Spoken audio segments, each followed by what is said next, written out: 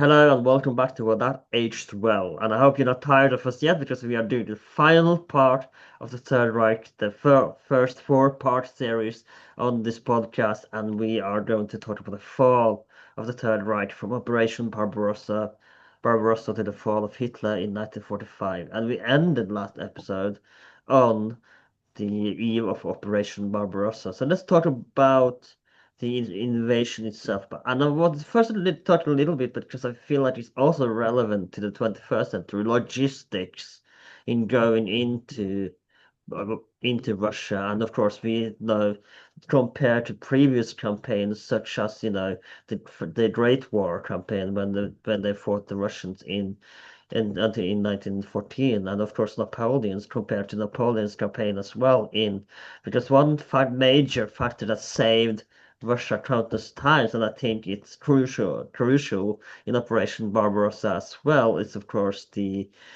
winter, famous Russian winter, and of course the amount of people that Stalin were able to send up. And we'll talk about this, of course, a little bit later. But let's talk about logistics and compare a little bit to our previous campaigns as well for the Operation Barbarossa campaign. Yes, for a military operation of the scale of Operation Barbarossa, of course, the logistical side is extremely important.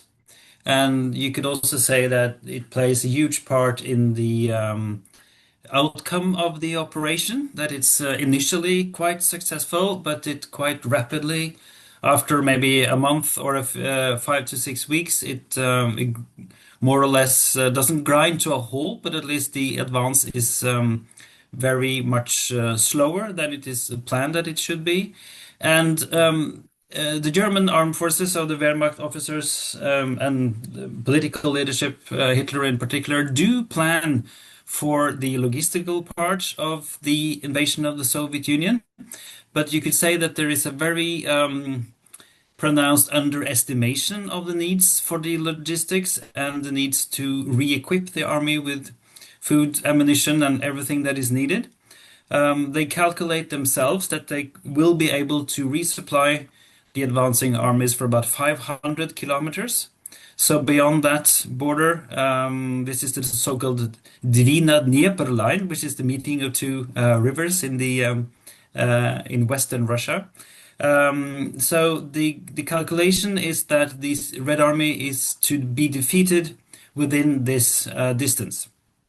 Mm. And beyond that, they have no real comprehension of how they can resupply the advancing armies. So there is a gross underestimation, and the idea is to use what they can find or steal, of course, from the occupied Soviet areas.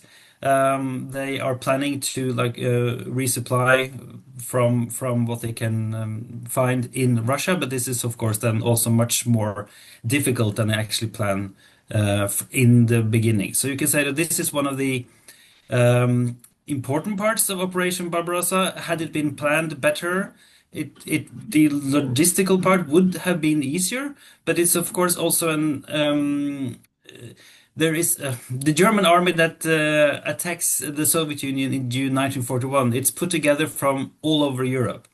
If you look at, for instance, on the trucks that they use to transport equipment and people, many of them are French, some of them are German, some are Italian, some come from the Netherlands, and they all have different spare parts.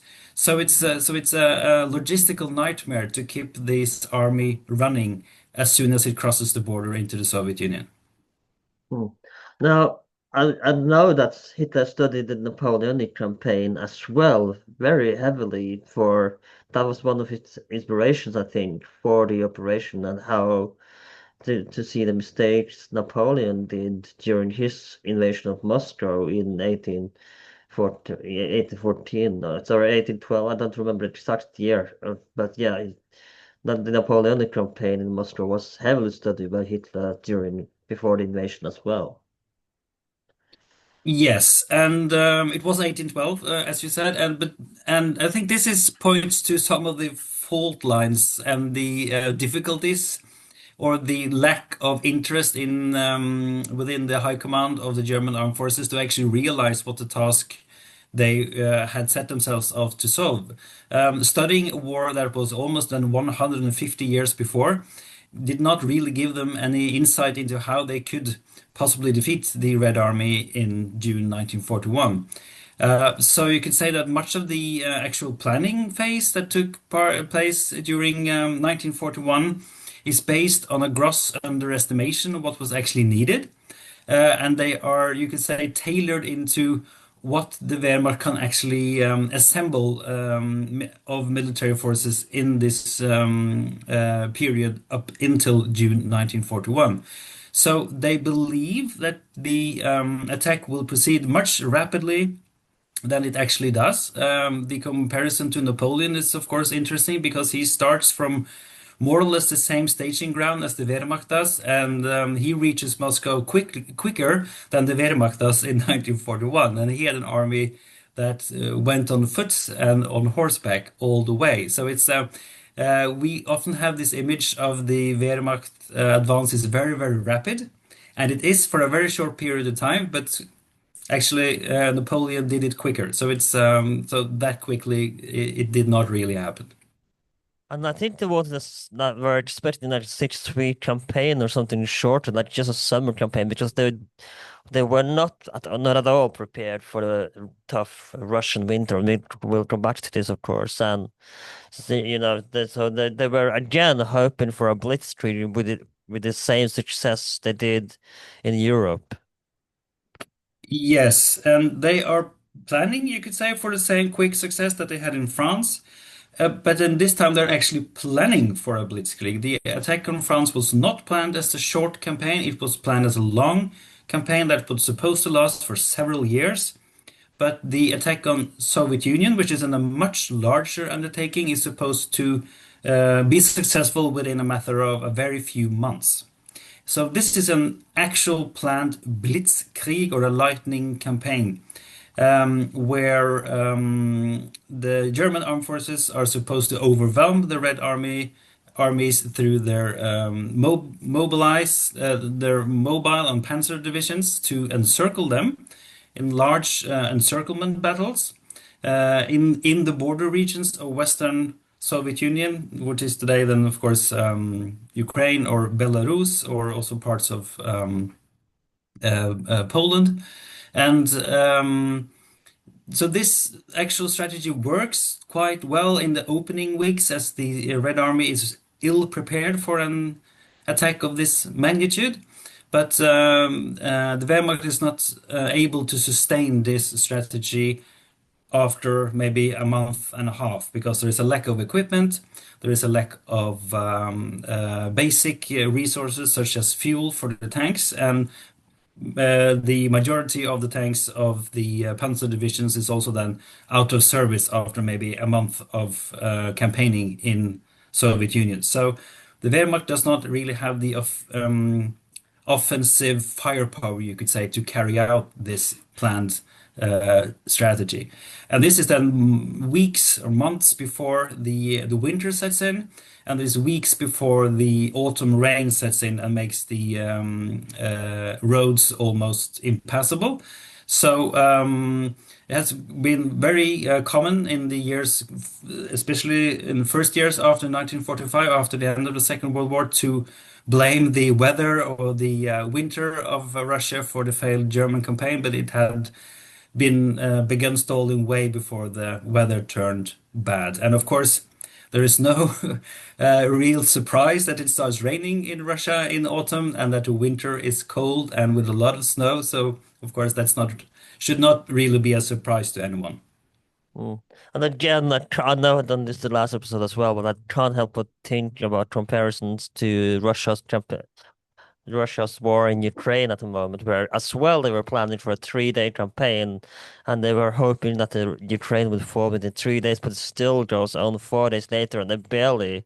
I guess it's more of a World Great War of 1914 comparison, just because they still haven't made much advance in the last 4 years they began. But it's kind of also on the logistical part, and the fact that were thought that the war in Ukraine would be over in 3 days. It's kind of tells you a lot about the planning and logistic on the Russian part as well, and the spirit, of course, by the Ukrainian people. So I think there's also a comparison to do here as well. Yes, I'm not really an expert on the current Hmm. war in the No, me Ukraine, but of neither. course But it's just do you see that both wanted the blitzkrieg and both did not get what they wanted. yes, and the miscalculation you could say from Putin's side in February 2022 is that he did not expect the armed forces of Ukraine to have a coherent defense of its own country, and he did not expect the Ukrainian population to rally against the invasion. He expected the Ukrainian society to fall more or less apart and more or less to Mm. welcome the Russian invading army as liberators. So this is a gross miscalculation of the national spirits of Ukraine and the sentiments of the majority of the Ukrainian population. There was, of course, also not only logistical or strategical miscalculations in the build-up to Operation Barbarossa, there was also then the idea of the communist regime of the Soviet Union being having no support in the Yeah. population, and that it only needed one swift or secure kick, and then the entire building would then collapse. So that was the idea that the Soviet society and the social fabric, you could say, of Soviet community would also collapse. So they should just trigger a collapse of the entire Soviet Union by a swift and decisive attack. And this is, of course, also was a miscalculation, you could say, of the Mm. how the peoples of the Soviet Union actually reacted to the invasion, which So is so you can see the more. same level of thinking, both on both sides here.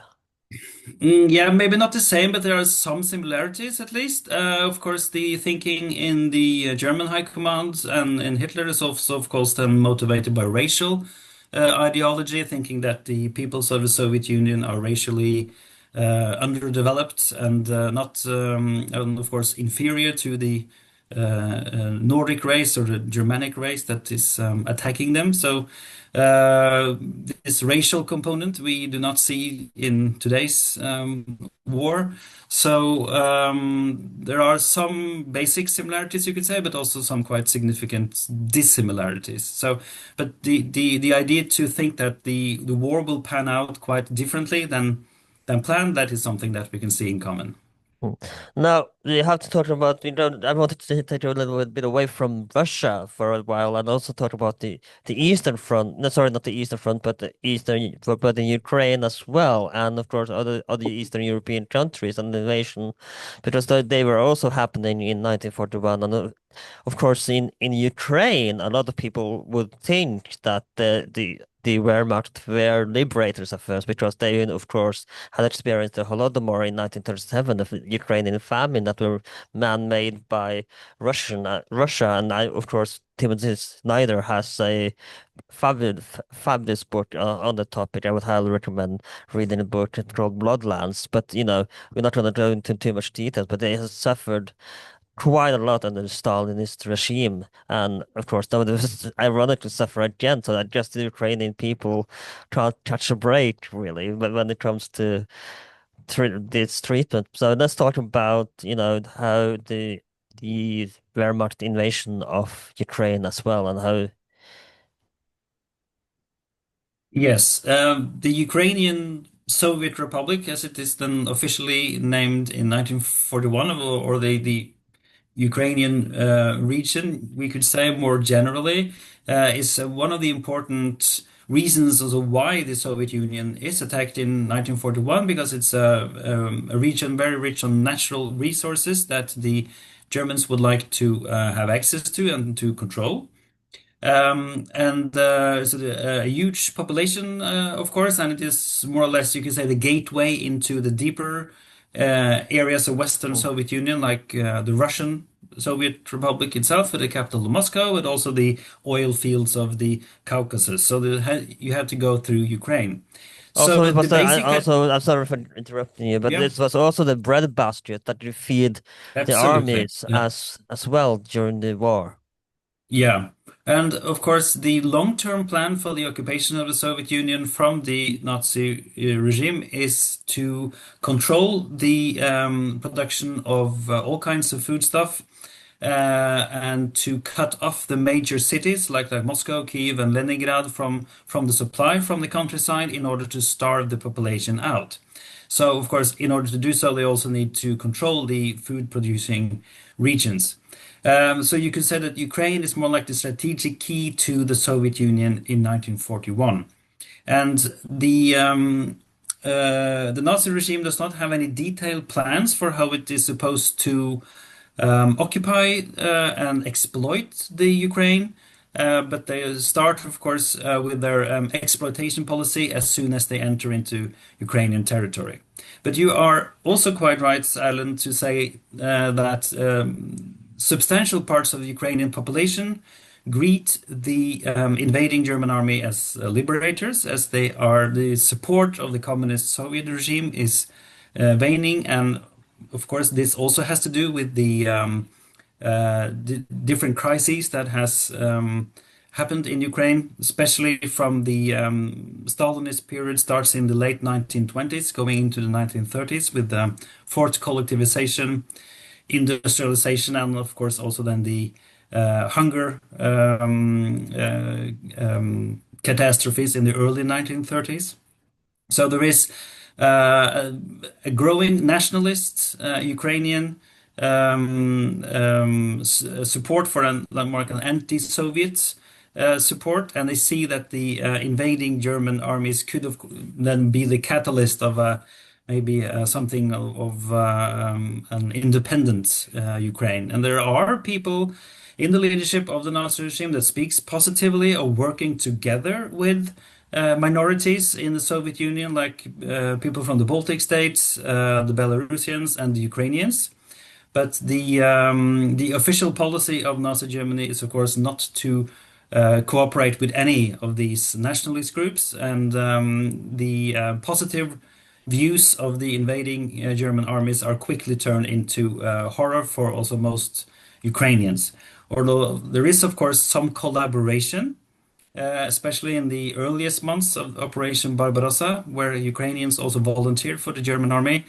And we also see throughout the occupation of the Soviet Union that a lot of Ukrainians volunteer to work for the Germans, to also fight in some military units, or act as guards in concentration camps or extermination camps. Mm. Not only Ukrainians, but they are the majority of those that volunteer. So it's a complex picture, and this is a part of Ukrainian history that is a bit controversial or difficult, at least, to talk about today, because it also has to do with how history has been portrayed in the Soviet Union since the end of the Second World War. Mm.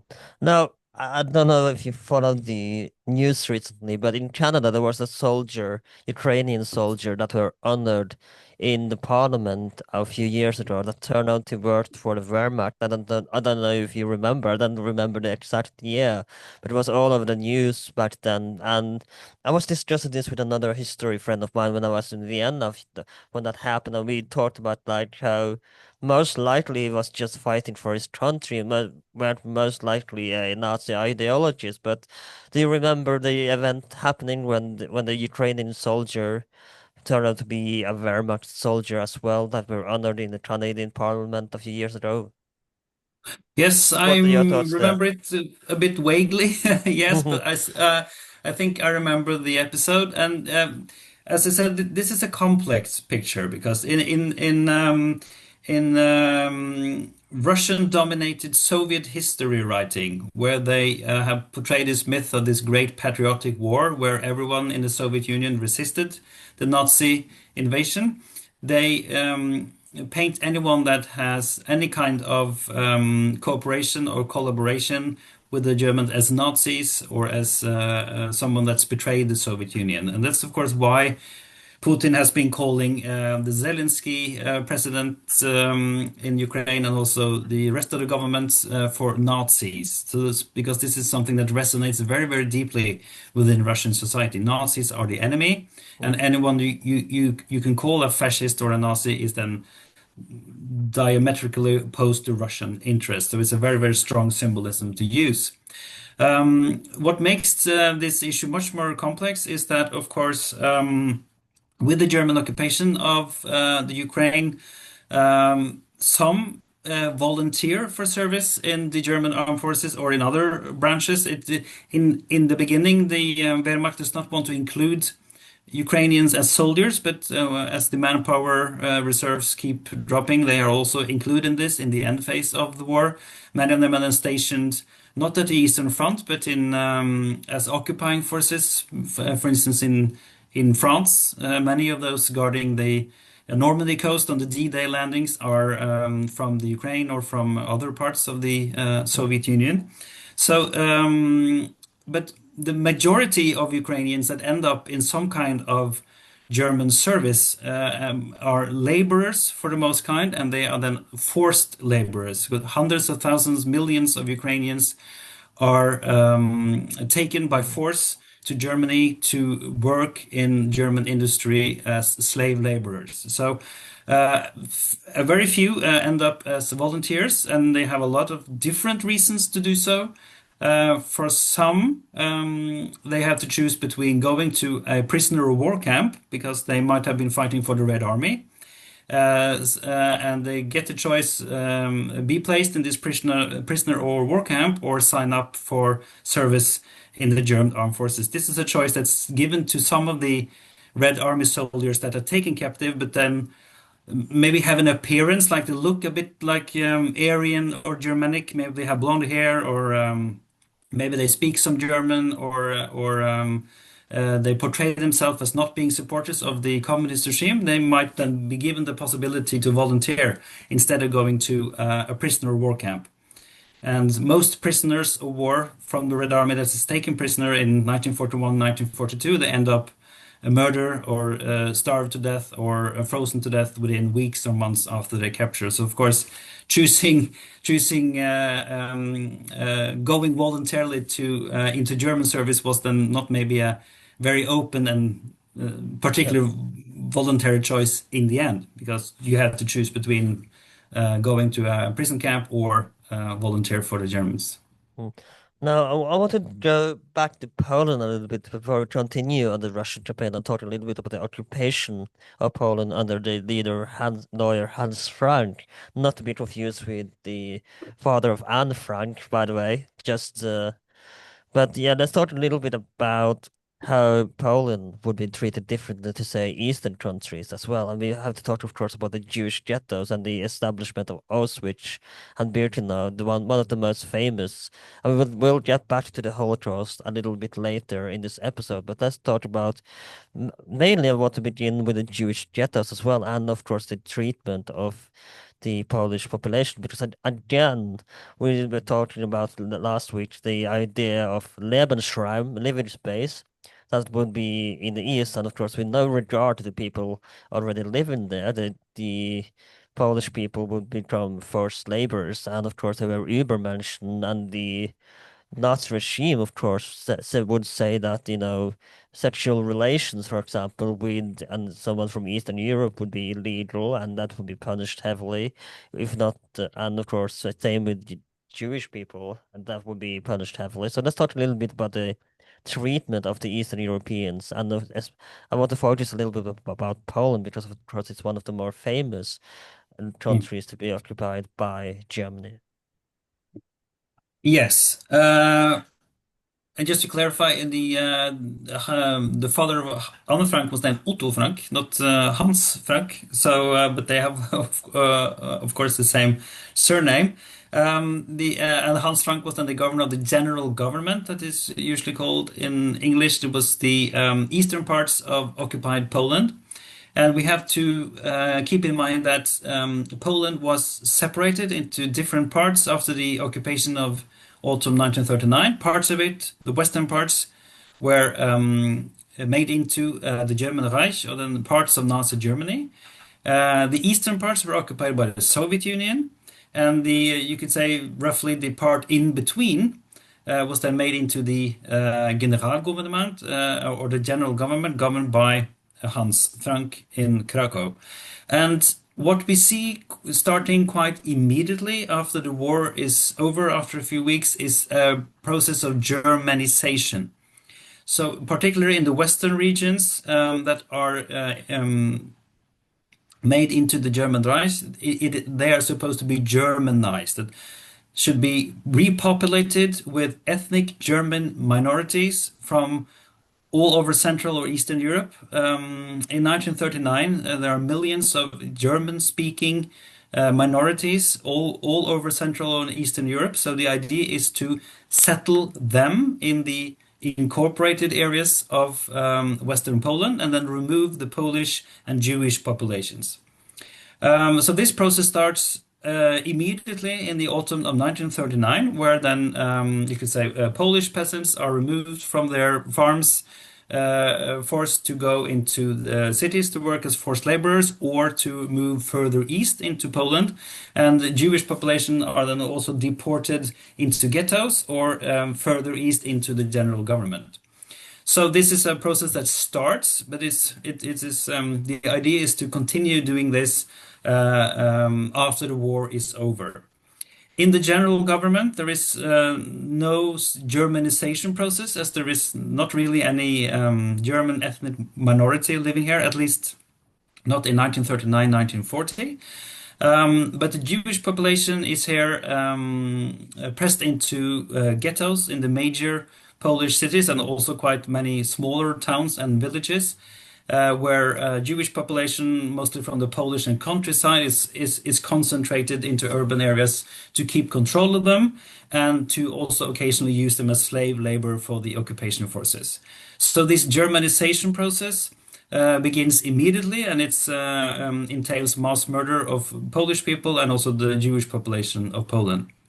The other part to keep in mind here is the strategy from Nazi Germany to remove any, you could say, possibilities for future Polish resistance or a future national movement in occupied Poland. So they target specifically anyone that they think may be future or also, of course, present parts of a national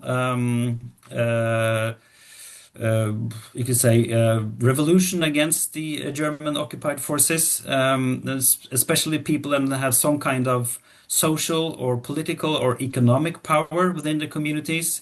That's the priests, landowners, police officers, lawyers, professors, school teachers, anyone with some kind of social position, and then targeted by different kinds of units from the Nazi Germany, mostly from the Einsatzgruppen, but also Wehrmacht forces and local militia consisting of ethnic Germans are partaking in these mass murders. So tens of thousands of Polish people are then shot and killed just because Also, if I they might be members of a national revival against the occupation forces.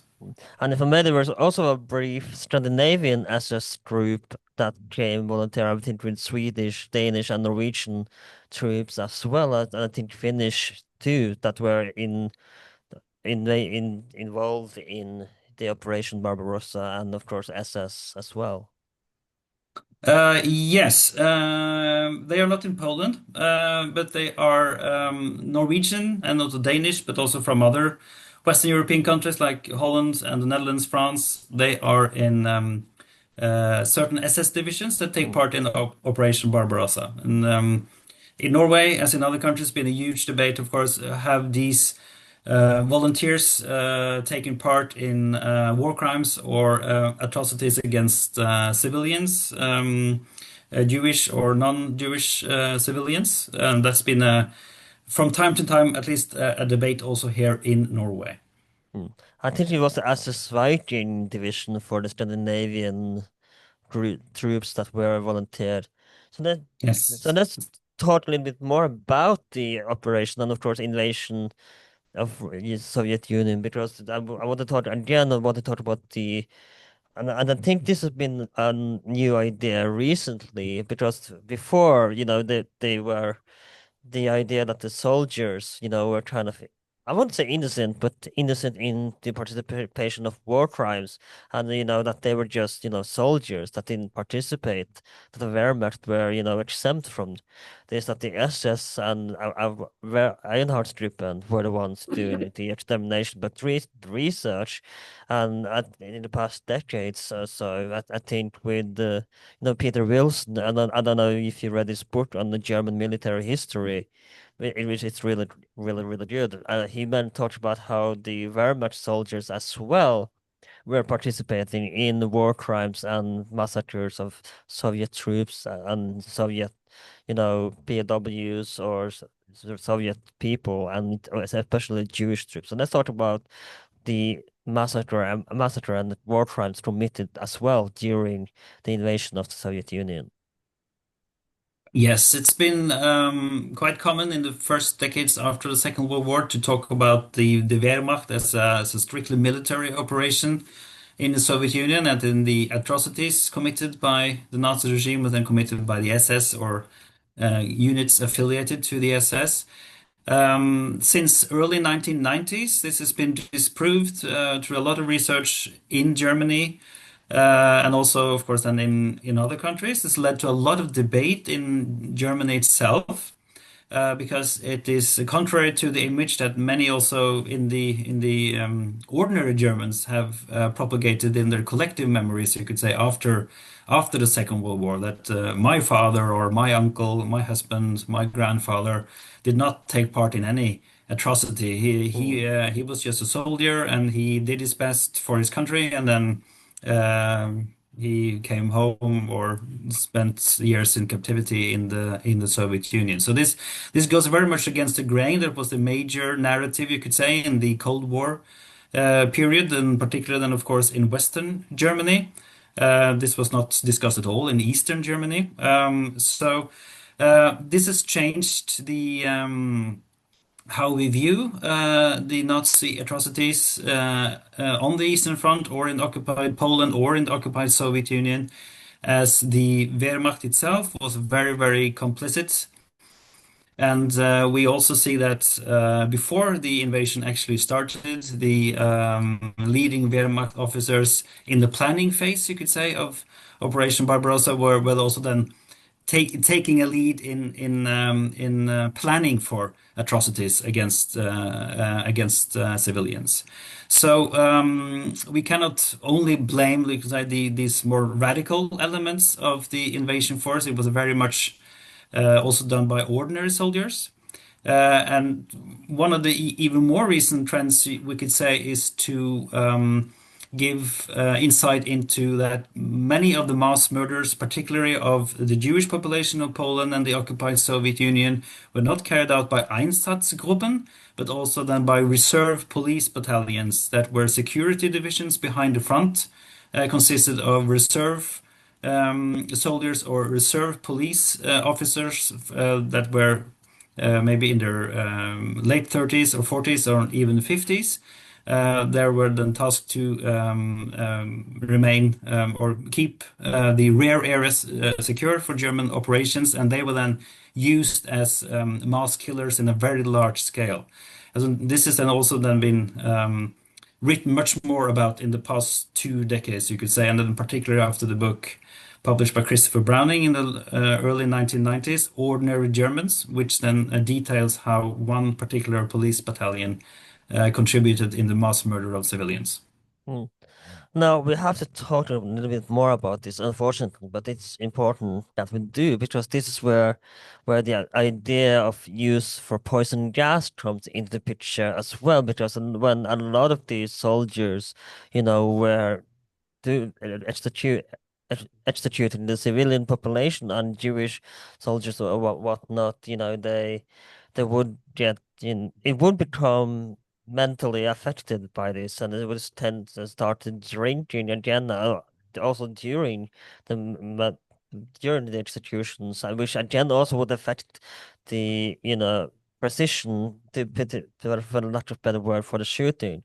So it wasn't necessarily to sympathize with the victim that poison gas were developed. It was more to sympathize with the murderers that, so they wouldn't have this mental effect on the murderers that, so when they thought about how they went from using machine guns and gunning down until they would get end up using the famous Cyclone B. And we talked a little bit about this in part three, where so no, Mhm. yeah, part I think no part two, where we talked about how they would use the poison Cyclone B on the mentally ill in Germany. So, but let's talk a little bit about how the development from gunning down the victims and the use of Cyclone B.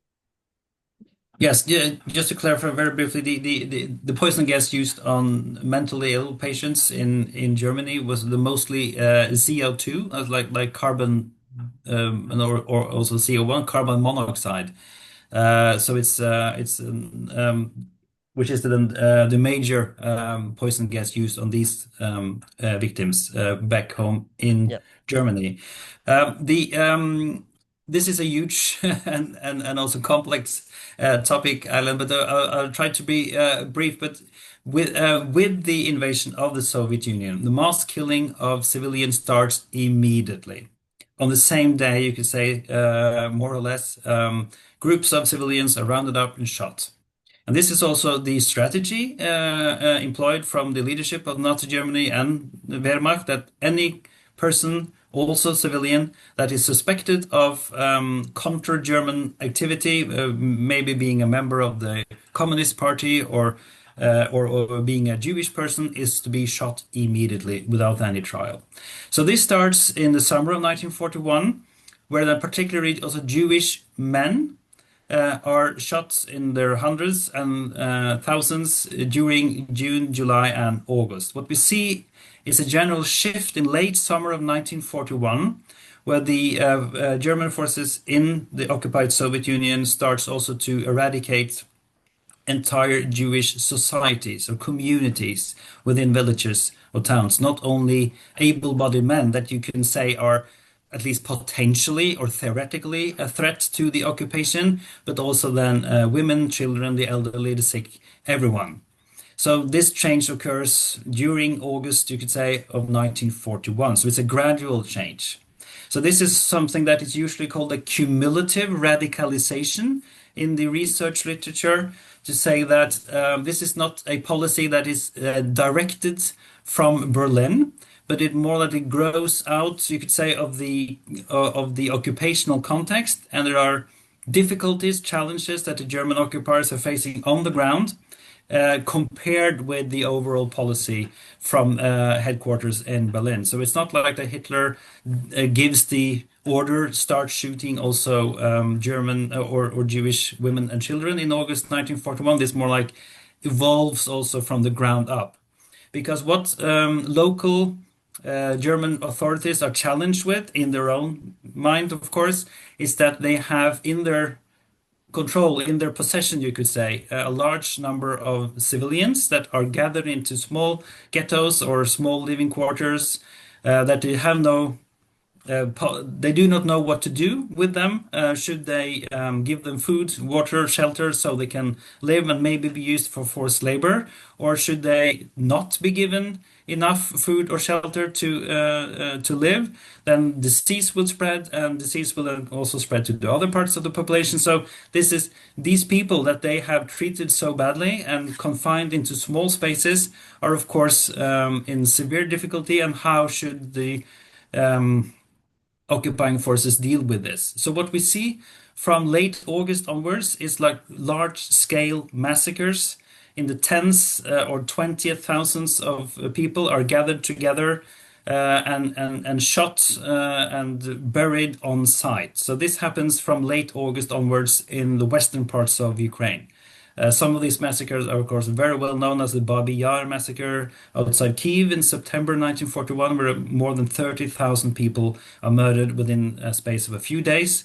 And the same happens also in the southern regions of Ukraine, where the Romanian army are occupying, like in cities like Odessa, where tens of thousands of Jewish people are then murdered.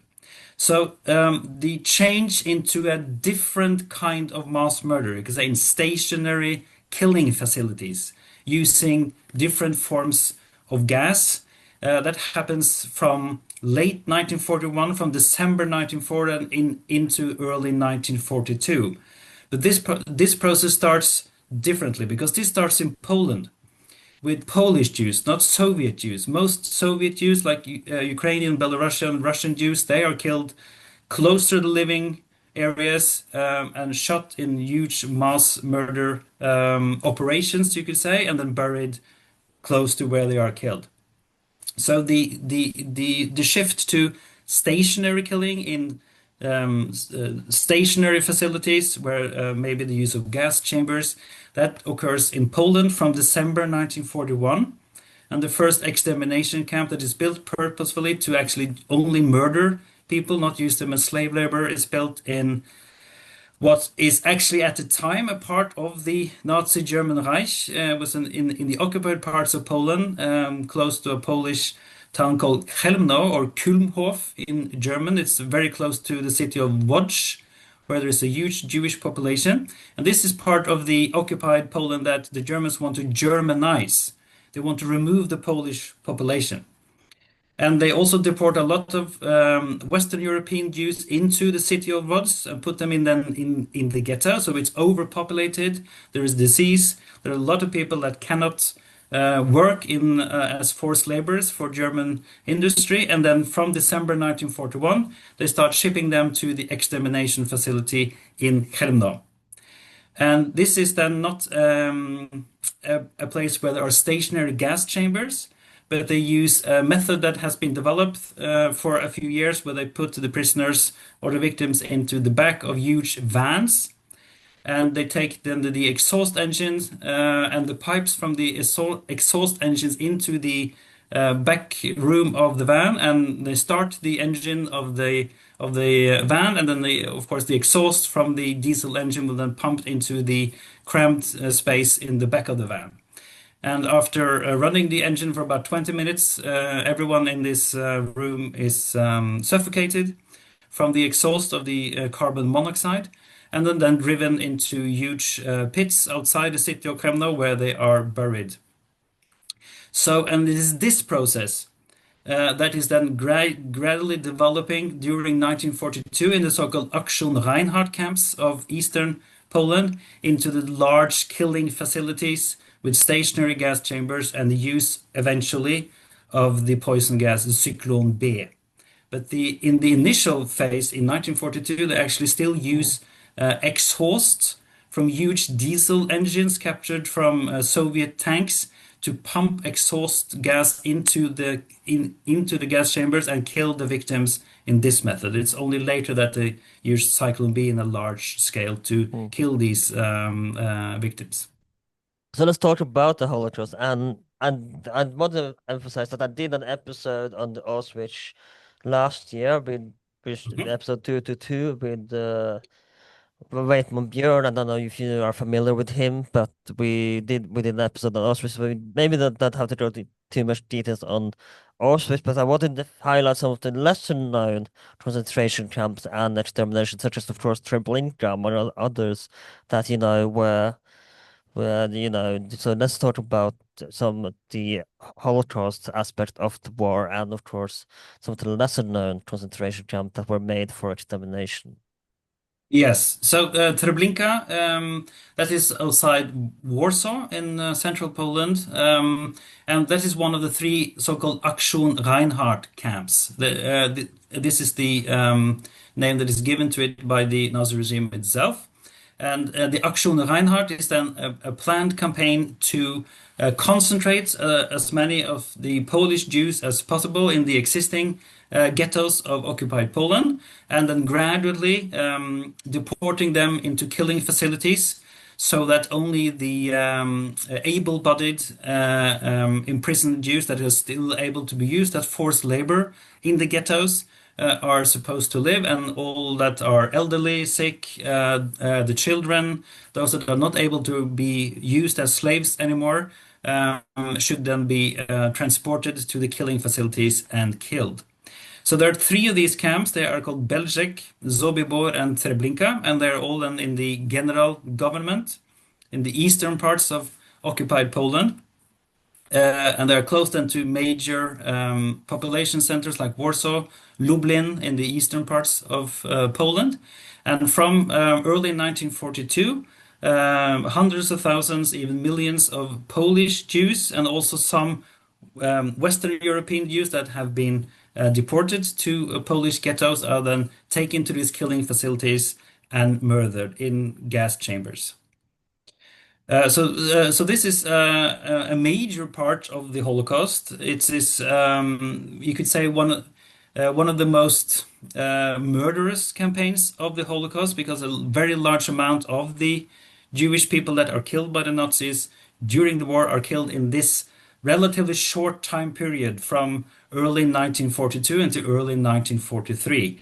And the Treblinka camp is actually then disbanded before the end of the war, because it has completed its mission, you could say. It's carried out the task that it was said to do, to murder the Jewish population, mainly around in central Poland and the capital of Warsaw. So this gives us also some idea into what the Nazis were thinking about the period after the war had been won, as they, of course, were planning for, what were to happen to these killing facilities. And if you go to Treblinka today, you will find some material traces of the extermination camp, but not very much. So they were actually quite skilled in then trying to conceal what had actually taken place there.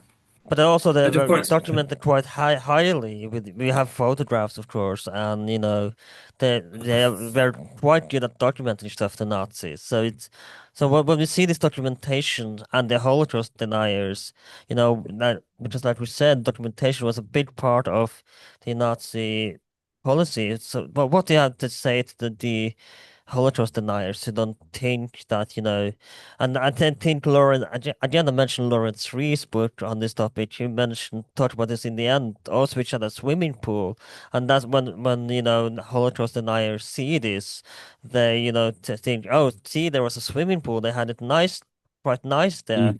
So that's kind of what confirmed their biased belief. So what do you have to say to, those Holocaust deniers when we have photographs, so many documents confirming the Holocaust? What do you have to say against those arguments? Yeah, the documentation, that's an interesting and important topic, I think. So we're glad you bring this up. But there are also quite different situations. So for instance, the documentation of what took place in the Auschwitz and the Auschwitz-Birkenau camps, that is very well known, as the camp was then liberated. But these camps that we've been talking about now, the extermination camps from the Aktion Reinhardt, they were dismantled by the Nazis themselves. And then, of course, they removed much of the documentation. The paper trail that existed for these extermination camps is it is much more difficult to find written documents that is talking about what is taking place here, because they were able to dismantle the camps themselves. And of course, they were generally, they were then only extermination facilities, so there was no registration of the prisoners that were sent here. They were then sent straight to the gas chamber if possible. Some of them spent a few hours or a few days because they had to wait in line, you could say, to be brought to their deaths. And of course, there was a small number of Jewish or other inmates that served as labor in the camps. So they could then live for maybe a few weeks or a few months. So there was no real need to document that strictly, especially compared to the Auschwitz camp complex, which was also, of course, it's for most of its existence also a labor camp, and of course a forced labor camp, and they had many satellite camps that people were brought into. So here people then were actually registered and given this very well-known tattoo on the on your hand, but this did not happen Mm. in other camps. So the documentation, you could say, was much less scarce. When it comes to Holocaust deniers, I think that the general idea from them is to claim that the any kind of documentation is false, and it's and that they are hoaxes, and then they're part of the conspiracy and the cover-up, you could say, or Which makes no so. sense. No, to them it would not make any sense, and it's of course there was a zoo. There were some music bands playing in Auschwitz. In one of these extermination camps in Sobibor, there was a zoo. There was also a there was a barber. There were flower pots. There were they had a Mm. huge and a very pretty garden that was used by the guards. So it was these kind of facilities may be like grasped with both hands for Holocaust deniers and say that, oh no, this Mm. was not really a killing facility. There was a place where people maybe sent to do work or something else. But it's when you have gone so deep into a rabbit hole that you are denying the Holocaust, I don't think you could really be convinced through documentation because it's you can always claim that this is something that's fabricated. Let's talk about that. You bring up a good point there because, one thing you point out in your book as well is the illusion of safety by arrival of the victims into these sort of concentration camps. For example, how you have the train station, famous train station in Auschwitz, and some concentration camps would have, fake timetables and, fake, not just a fake gardens to make things, flowers, etc., to make things more Mhm. comfortable with, so the Jews and the victims would not panic for the by arrival. So let's talk about the idea of illusion of safety, of not being having to worry by arrival. Yeah, so this happened in some camps, not in all camps, but particularly in the so-called Action Reinhardt camps, and also particularly in the Treblinka camp, because there, at least in the late phase of the operation of the camp, they built a mock railway station with this huge railway clock that never went anywhere. It was standing still, but they had like fake timetables and talked about when the train would then go back to Vienna and or to some other town that where the Western Europeans Jews had been deported from. The reason why they did so, of course, not out of sympathy for the victims, but in order to keep them calm until the very last moment. And we often have an image of the Holocaust as something that is very efficient. We sometimes talk about death factories.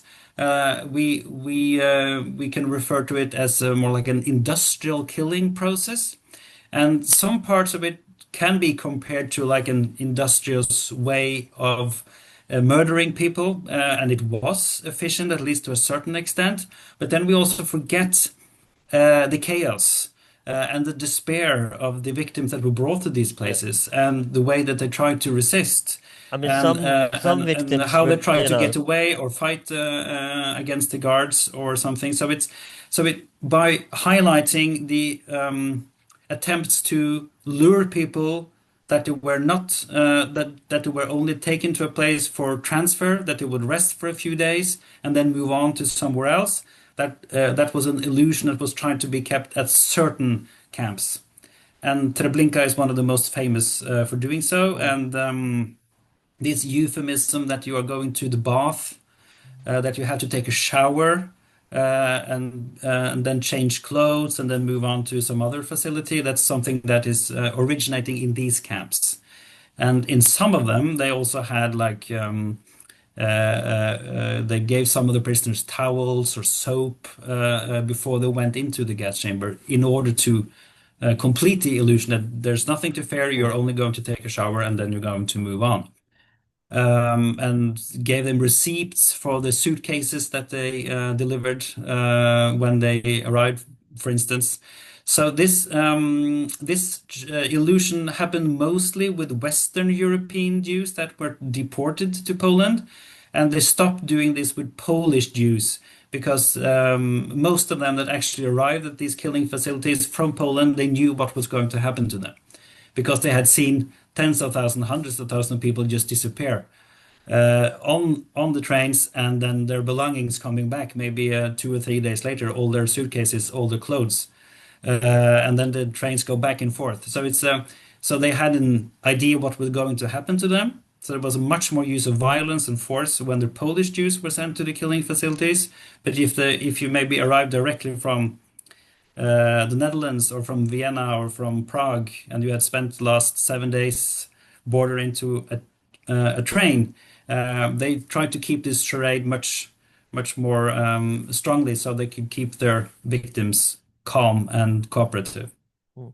Also, let's talk about the use of slave labor in armed factories by, well, of course, most famously in the Krupp factory where they worked under horrendous conditions. And I'm not sure if you read William Manchester's book on the Krupp family, which is a fabulous book again, and especially during the Second World War, well, during the part he writes about the Krupp family in the Second World War and the treatment of Jews. It's horrific. So let's talk about how Mm. this wasn't just Krupp, this was, for example, Thyssen as well, I think, where, the treatment of Jews would be appalling. You would literally work yourself to death. So let's talk about how Jewish labor and slave labor would be used in Germany as well. Yes. So the first when slave labor and forced labor is first used in Germany, they are not necessarily Jewish people. They are more like Polish or Ukrainian or other from the Soviet regions that are brought as slave labor or forced labor from the occupied territories. It's only later, but also then Jewish people are brought back to Germany because there is a strong you could say, resentment within the leadership of Nazi Germany to then bring Jewish people into Germany, because that's one of the major ideas you could say of Nazi ideology is to make Germany free of Jews. So they don't want it's only in the last desperate phase when the manpower shortage is so severe in German industry they actually bring Jewish people back from occupied territories into Germany. So most of the forced laborers in Germany and in German industry are not Jewish people. They are Polish, Ukrainian, Belarusians. They are Serbs, perhaps, and there are also large quantities of French prisoners of war that Yeah. are used as forced labor. They have, Also, they also have French better. population. Sorry? Also, French population were forced to be sent to work for German munition factories as Yes, well. not that many because this drive to bring first voluntarily and then by force French people into German industry that fails more or less in 1943, 1944 because the resistance against this is very strong. There are a few Italians there, especially after then the surrender of Italy in 1943. They have better working and living conditions, of course, than Polish and Ukrainian forced laborers. So, but this is a backbone of German industry, especially from 1941. There is a huge manpower shortage. They do not have enough laborers to run German industry to sustain the war effort. So then they are reliant on forced laborers or prisoners of war. This is, of course, obviously war crimes. And also the treatments of the slave labor are usually quite severe. In some factories, they could be better than in others because some are thinking that if we actually feed our prisoners, they can be more efficient working. So it's not out of sympathy for the workers, but it's thinking about the output of the slave laborers they have. And this is not something that only the major armaments factories are doing, like Krupp or Thyssen or anybody else. This is all kinds of German industry are partaking in the use of slave labor. Yeah. And not only but those that are brought from occupied areas, we see it also with the hundreds of concentration camps that are scattered around Germany during the war where local businesses show up at the gates of the concentration camp and ask for maybe can I have 10 prison inmates for the next 2 months because I need to uh, uh, carry out this or that, or maybe a farmer shows up and when the trains with forced laborers were then sent from occupied Ukraine into Germany, they would stop at the local train stations, and then local business owners or local farmers would then show up and take what they needed. Maybe a peasant girl of 16 to milk their cows. So this is not something that's only done by the big business firms. This goes through all strata, you could say, Yeah. of German society, the use of slave labor. That's very, very common. Mm. And Now, and, and, and, and we can also see this when the Auschwitz camp was abandoned in late 1944, where these forced marches of prisoners going west. German businesses traveled to Auschwitz to actually gather prisoners themselves and then drove them in trucks back to Germany to use as slave labor. So this was very deeply ingrained in the German society and the German economy. hmm. Now, I want to, before we jump back to the Russian war, and I think that's arguably one of the most important aspects, of course, for this war, is that, we have to talk about, and I know you want to do this comparison of treatment of territories from the eastern front to the western front. So let's compare how treatment of, occupied territories from both east and west.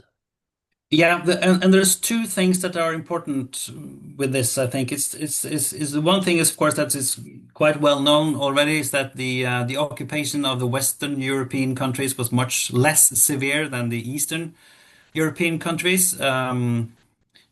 Life carried on more or less as usual in countries like Belgium and Netherlands, at least compared to what happened in Poland, in Belarus, and Ukraine, or Greece, and in also then in Yugoslavia or in other Central or Eastern European countries.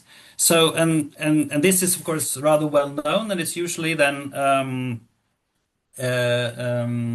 explained by the racial ideology of the Nazi regime that they treated like Western Europeans better than Eastern European Slavs, as was mostly used as subhumans or Untermenschen, like you mentioned previously.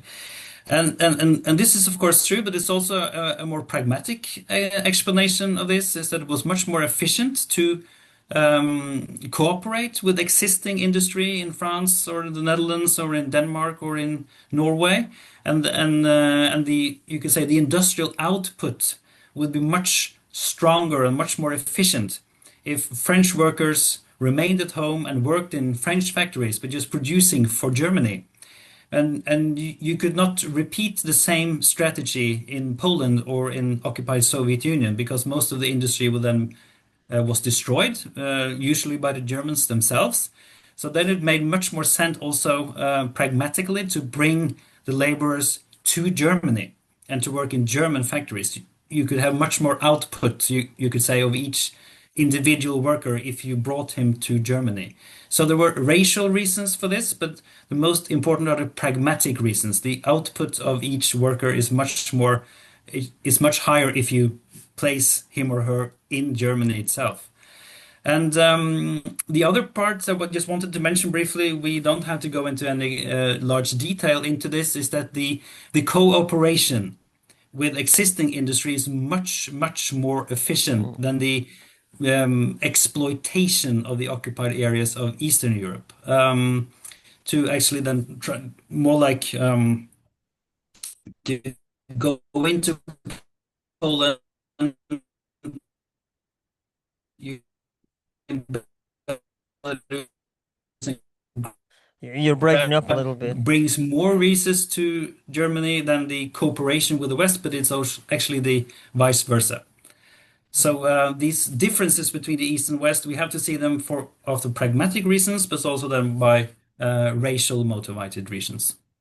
There is, I don't know if you read it yet, but there is a Norwegian book that, and it's not out in English yet, but it talked about Norwegian war profiteers that, fra norske krigsprofitører, Nazitysklands velvillige medløpere, and it's talked about how, Norwegian firms, actually profited from the Nazi occupation. And it's another really good book that goes into detail on some topics that may not be familiar for non-academics as well. Now, and of course, the occupation of Norway was also destructive for Norwegian society, but there is a tendency to overdo how much Norway had to reconstruct or rebuild in 1945 because we were one of the countries that was less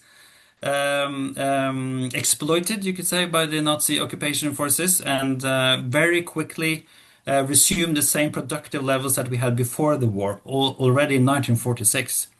And there are parts of the Norwegian economy that went through a war boom through the occupation years and produced for the occupation forces and for the market in Germany, and they profited immensely from the war years. But this is not really something that we discuss in Norway, not even now, so many years later. So let's go back to the Russian front, and of course, the have to talk about the Battle of Stalingrad, which will be vital. And I want to talk a little bit about the occupation of Leningrad as well, because that will be one of the most brutal aspects as well. And of course, you mentioned that it wasn't too big of an aspect here, but the Russian winter, of course, was not planned for at all by the Soviet, sorry, not Soviet, but the German high command. So let's talk about all these factors and how it would again seem like a defeat for the Soviet Union, but because of the population, they were able to amass so many armed forces. Even some women actually participated in the Red Army as well. So let's talk a little bit about the and I want to add one more thing actually before I let you speak again, and that is, we are familiar with the idea of, and we talked about this last time, that the allies of France and Britain used colonial troops, but when you think, but Russia as well. Also, I know you probably won't go too much into this, but Russia also used colonial troops. Maybe not from in the same sense that you think about in the Western, the British or French sense, but Soviet Union very much did use colonial troops as well. Mm. Yeah, there was a lot of questions at Mm, one time. You started with the siege of Leningrad, and yeah, yeah, could you try to maybe I mean we space it can up a begin bit? with Leningrad. We can begin with Leningrad and then go to Stalingrad eventually. Yeah. So the usually we say that the Operation Barbarossa failed in December of 1941 at the gates of Moscow. That's the phrase often used. That they were almost able to capture Moscow, and some of the most advantaged German forces were then really close to Moscow. Very many came back or stated during the war that they were actually able to see the dome of the Kremlin building in central Moscow. But this is again something that is mythical and legendary, as much of the narratives of the war on the Eastern Front is. Um, the siege of Leningrad is also very often portrayed as a symbol of German strength and Russian weakness. But it is, of course, the other way around, because the idea was to occupy and capture Leningrad, but the armed forces of the Wehrmacht were not able to do so. So then they surrounded the city and then tried to starve it out instead of storming it or taking it by force, as they Mm. were not able to do. They tried to do, but they failed to do so. So this was then a protected siege that lasted for almost 3 years, and through an immense effort of also Russian civilians within and outside the city, during horrendous difficulties with mass starvation, of course, they were able to withhold the German siege for all this period before they were, of course, kicked out of the area around Leningrad. But again, we have to, what kind of narrative are we going to talk about the Eastern Front in? In many also books today, it's oh, the Germans, they were so strong, they were able to siege Leningrad, but that's not what they wanted to do. They wanted to occupy it and also then Yeah. demolish the entire city because Hitler hated it, and it was named after Lenin, of course, and he wanted to just eradicate it completely. A city with like 3, 4 million, 5 million perhaps inhabitants. So it's insane strategy to think out, but it says something about the murderous policy of Adolf Hitler. But he was then, of course, not able to do so. Luckily, we could say. But the during the winter of 1941, 1942, the front stabilizes deep into the Soviet Union. This is, of course, a disaster for the Wehrmacht because they have banked on winning the war before the winter sets in, so they haven't really prepared for a winter war. But there are some reasons for optimism going into the spring of 1942 because the front has stabilized quite deep Mm. into the Soviet Union. So the German High Command and Hitler himself also think that we can launch a new offensive in the early summer of 1942.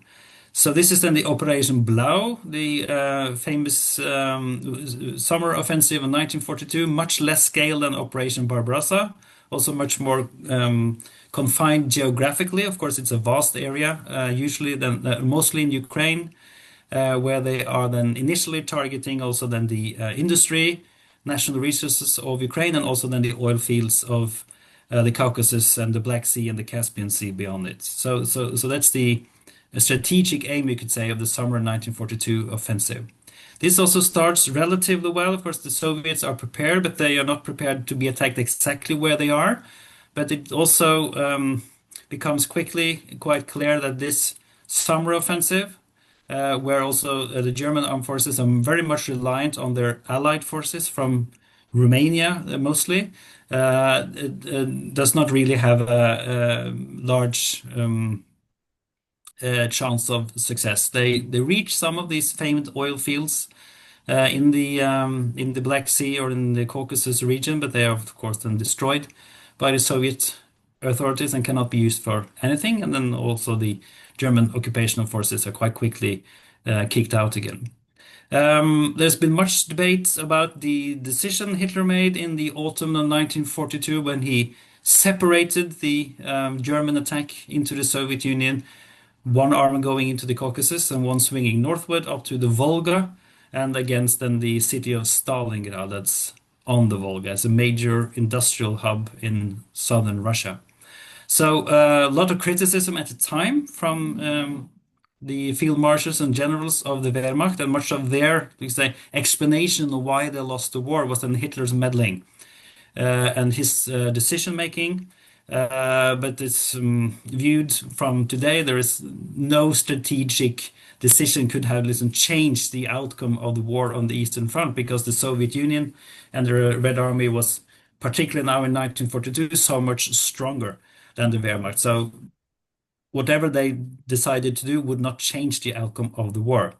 But to Hitler, it became very, very important to actually take this city, Stalingrad. It was an important industrial hub on the Volga because if you took Stalingrad, you can also control the moving of troops or equipment on the Volga itself. So it has been made a point out of it. It was important for Hitler to take the city that bore the name of his enemy, that's named after Stalin, of course, but that's may have been important to Hitler, but it was also an important military strategic target. So the German defeat at Stalingrad in the winter of 1942-43 was then the definitive end to any offensive capabilities, you could say, of the Wehrmacht on the Eastern Front. But of course, this had then actually waned very much since the late summer of 1941. So, but this was then the when everybody really understood that the war could not be won. Mm. So in So this something I effect, wanted to talk really, yeah. yeah. Sorry. So just to end it, this was an important turning point in the war in a certain sense. You could not say that the war on the Eastern Front was decided by the Battle of Stalingrad, but it then because the Germans were losing way before Stalingrad, but it was this defeat was so large and also so public that it had huge it was usually important for the German home front because they were not prepared for a defeat like this.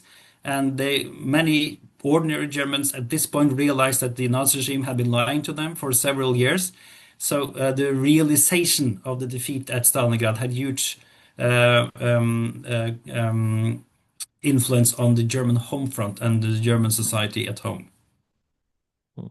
Something I want to talk a little bit briefly about is German soldiers' letters home to their parents and home to their families, because censorship was, of course, big in letter writing as well. You could not write about certain defeats or sufferings but of course some officers would have more so freedom. So what does the letters that the soldiers sent home tell us about the Eastern Front and about Stalingrad and, for example, Leningrad as well? There are other battles, of course, but I want to mainly focus on these two. But what does these letters by the soldiers? And again, David Stahl, I know you know whom I know you know, has written a book recently where Hitler's generals, where he focuses on the panzer generals of the Eastern Front and the letters they sent home, and then where he really analyzes these letters. And it's a really good book into the insight of the mentality of the soldiers as well. So let's talk a little bit about what letters can tell us about the mentality and, of course, the feeling on the Western Front as well. Yes, good question.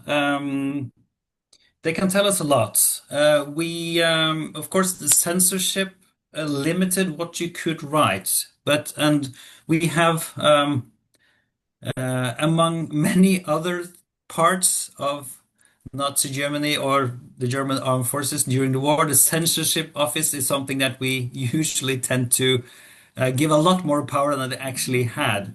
There were like millions of letters sent every day throughout occupied Europe. So it was impossible to read them all. You would have employ hundreds of thousands of people just sitting and shifting or sifting through letters each and every day in order to control all the letters. So most of the letters were not censored. But of course, you didn't know whether your letter would be censored or not. So did of course limit what people did actually put into paper. When we read soldiers' letters from the front, they are of course in the first months filled with joy and enthusiasm for the war and also what they achieve, these spectacular achievements that they had, these huge encircling battles against the Red Army. And they are also full of degrading descriptions of the people of the Soviet Union and the living conditions and how everybody are poor or dirty and nothing is like home. So they have a very, very negative view of people living in the Soviet Union. And this is then, of course, expressed in their letters. And also we see this when people write about mass killings that they are part of. This is not something that is picked up by the censorship, not in every letter. At least there are several letters that we can read today sent back to wives, families, when they talk about what they are being part of, killing hundreds of civilians.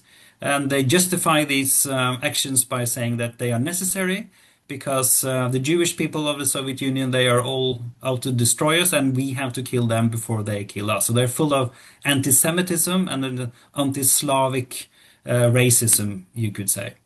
So this change, but of course, there's also mention of lice and lack of food and lack of sleep. And when the winter sets in and the rain sets in, these are, of course, very often mentioned in these letters.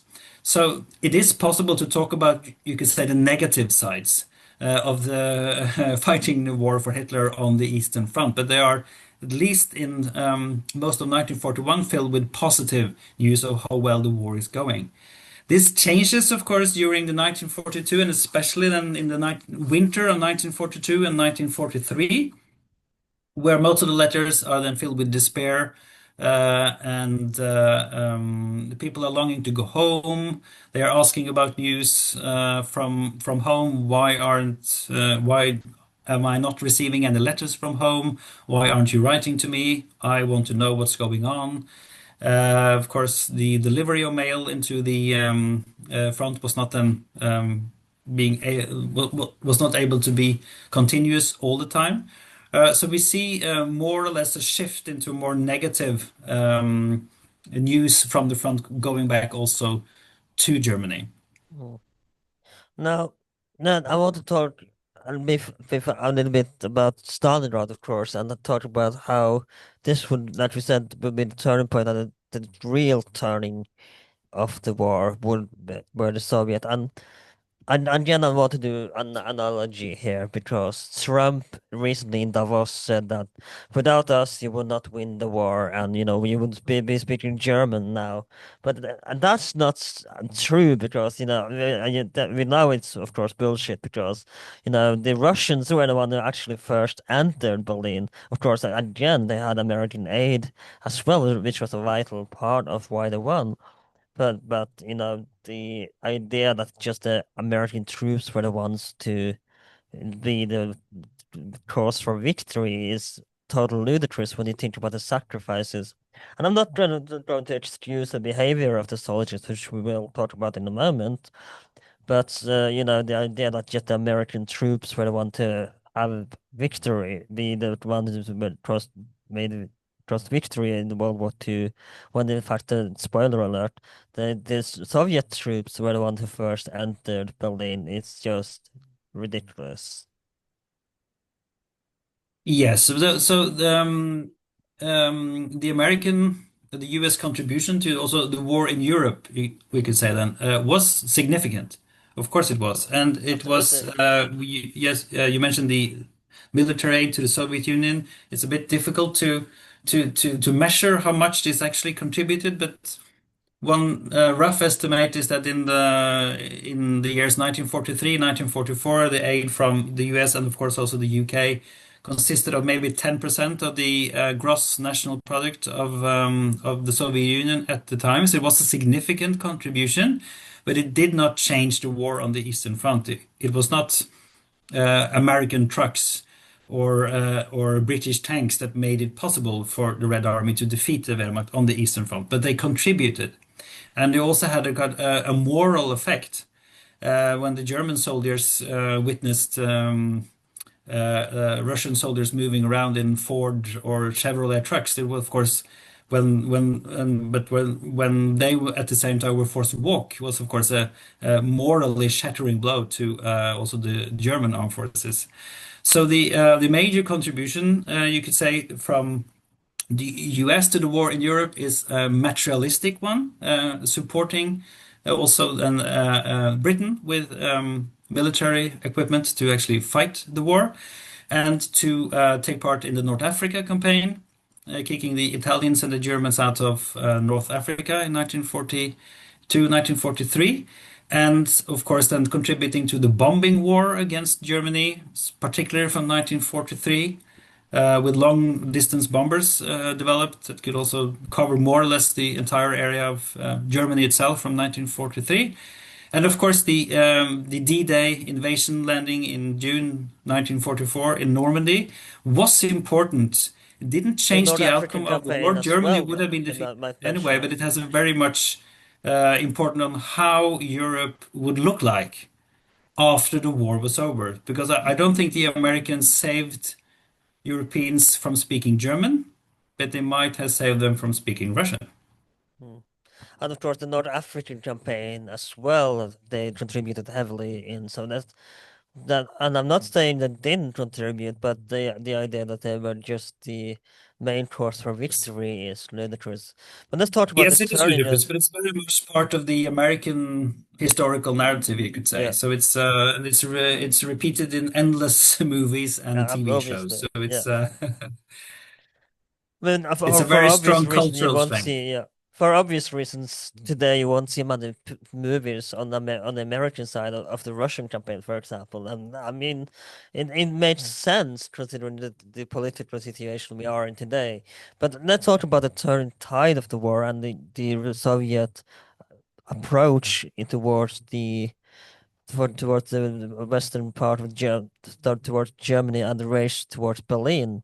And again, something that we mentioned the last weak, I think, is the purge of Soviet generals, and I think we have to bring this up again. So it's really how would they go from the purge of the Red Army generals to enter Berlin with, of course, famous General Sukho, who famously thought he would be executed when he was summoned to Stalin's office in during the siege of Stalingrad. So let's talk about, of course, what the impact the purge of the Red Army generals were had as well, and how they managed to come back from that, and like I said, Mm. enter Berlin eventually.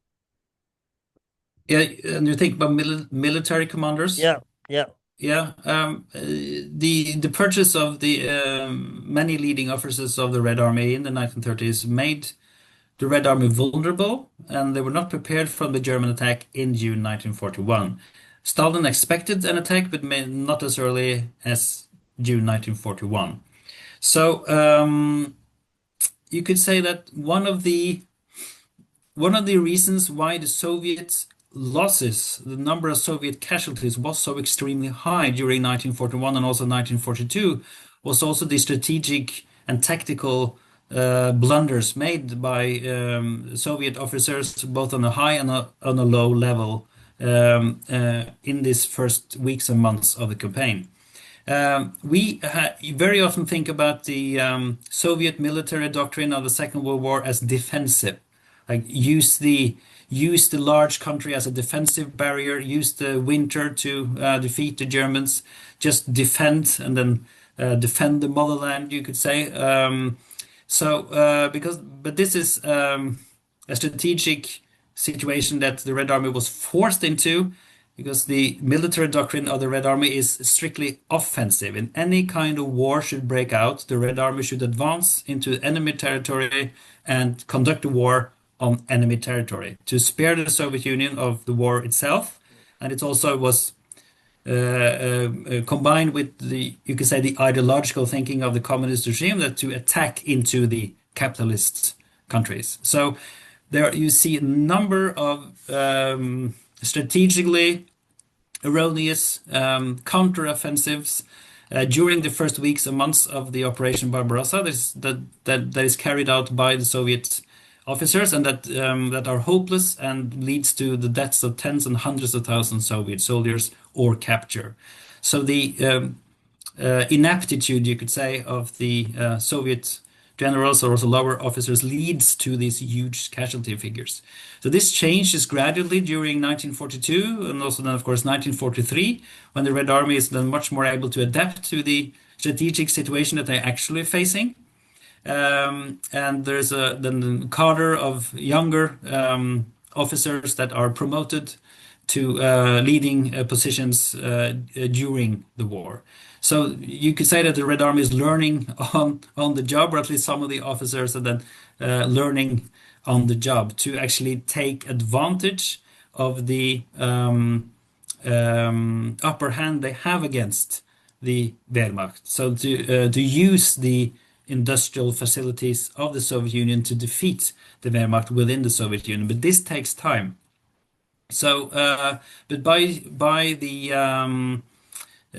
last, you could say, some kind of German offensive on the Eastern Front is, of course, in the summer of 1943, ending in the so-called Battle of Kursk, which is in a huge battle involving hundreds or thousands of tanks on both sides. But it doesn't lead to any strategic advancement for the German armed forces, and from this moment onwards, it's purely a defensive battle, you could say, for the Wehrmacht on the Eastern Front. The major breakthrough happens in June 1944 with the largest military operation or the largest Soviet military operation in June 44, the Operation Bagration, which is a huge Soviet offensive targeted on the army group center of the Wehrmacht that is situated in what is today Eastern Poland, Western Belarus, and that totally shatters this major part, you could say, of the Wehrmacht on the Eastern Front and opens up the pathway to occupied Poland, but also then to the German regions themselves. And this then, of course, happens only 2 weeks after D-Day landings in Normandy, which happened in the early of June of 1944. So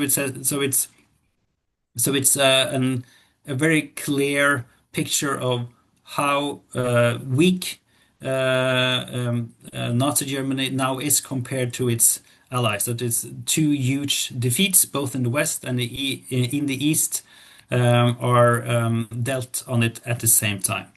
But of course, also from June 1944 onwards, there's still a lot of fighting power left in the German armed forces. So the question is, how will they react? Will they continue fighting? Will they mutilate? Or will they stop fighting? Will they try to get some peace like they did in the First World War? Or will they continue fighting until the very, very end? So this is one of the many tragedies, you could say, of the Second World War, that also the political leadership of Nazi Germany are able to continue the war for such a long time. And from a German perspective, of course, the majority of German soldiers that are killed in the Second World War, they're killed in the final year. For strictly from a German perspective, this is also a tragedy that the war is kept going for such a long time and spending every kind of resource, also sending like children, 12, 13 years old into actually combat zones. So there's no willingness to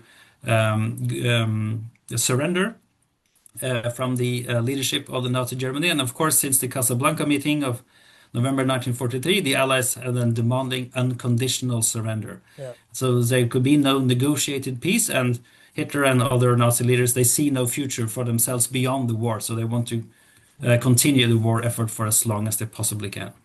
And of course, this comes, you mentioned the turning point really in the war is 1943. And of course, one of the few soldiers who realized that the Nazi leadership is on the verge of collapse is von Stauffenberg, who of course then orchestrated the famous assassination attempt. And of course, it's a movie with Tom Cruise. But let's talk about the famous Operation Valkyrie that almost killed Hitler. And again, with a stroke of luck, Hitler would of course escape this one as well. Hmm. Yeah, Stauffenberg is, or like Tom Cruise, as you may call him, is of course the most well-known figure from the assassination attempt of July 1944. He doesn't really orchestrate it himself. He's a latecomer to the conspiracy that has been trying to assassinate Hitler for some time. They have been trying for a number of years, actually, and there is a conspiracy within the armed forces that has also then branches into the Abwehr, also what do you call it in English? It escapes me Mm, now, but the counter-espionage, you yeah, could say, of the German armed forces. And there has also branches into the nobility of Germany from the old Prussian army. They have been trying for quite some time, back into 1943, to kill Hitler. It's a very famous attempt when they tried to blow up Hitler's airplane. He has been visiting the yeah. front in Minsk and is traveling back in September 1943, and they put a A suitcase. wine bomb. Oh, yeah, yes, it's concealed as some bottles of brandy or something, and it's supposed to explode in the air, but it doesn't. And Hitler is then lives on, but the detonating mechanism actually worked, but the bomb did not detonate. So Hitler also survives this attempt. So Stauffenberg is a latecomer, but the real brain or listen behind these operations is a man called Heinrich von Treitschke. He's a German army officer that has been opposed to Hitler for a long time. So we can why they actually decided to try to kill Hitler. That's a topic for some discussion. And in most decades after the end of the Second World War, this attempt to kill Hitler and this conspiracy within the armed forces of Germany has been hailed as very brave and very patriotic and very positive. And of course, they paid with their lives for their attempt to kill the most horrible dictator in the history of human history. So of course they should they should receive some reverence. But there's also been asked, why did they wait so long? Why did they Yeah. wait until the war was being lost? Why didn't they kill Hitler in the previous attempt? But of course they did try earlier. And what would have happened if Hitler had been killed? That's also something that we do not know. But the attempt was then, of course, also not only to kill Hitler, but also to seize power in Nazi Germany using an operation that was called Valkyrie, that was put into place to quell any supposed supposed rebellion, you could say, among forced laborers in Germany, because there was a reserve army in place in Germany that was supposed to be used to suppress any kind of uprising among forced laborers. And the idea was to use these reserve army to seize leading members of the Nazi government and some SS units that were still in Germany, and to then control the German government through this reserve army, and then maybe try to put an end to the war, negotiate a peace with the Western allies, and then continue the war, of course, against the Soviet Union. So, what would have happened, we do not know, but any attempt to kill Hitler we can applaud. And of course, it was, but what would be the outcome? It is still open to debate. I I think some historians believe that while they were, of course, wanted to kill Hitler and, dispose of him, and they still wanted a fascist government in place in Germany to continue the fascist legacy. And I don't see the impossibility of that happening. That if they had been successful, it would still be a fascist state, and like you said, probably continue the war with the Soviet Union and made a separate peace with the West, and that could possibly have been plausible had if with anyone but Hitler in command. I don't know if that would be acceptable to the Allies or not, but there are some that theorize that they would still have a fascist government in Germany after Hitler. Yeah, you would at least have some kind of a military dictatorship, and probably some elements of civil war between hardcore and, Nazi cadres in the civilian bureaucracy, in the army, in the armed forces. Probably the German, so most likely at least the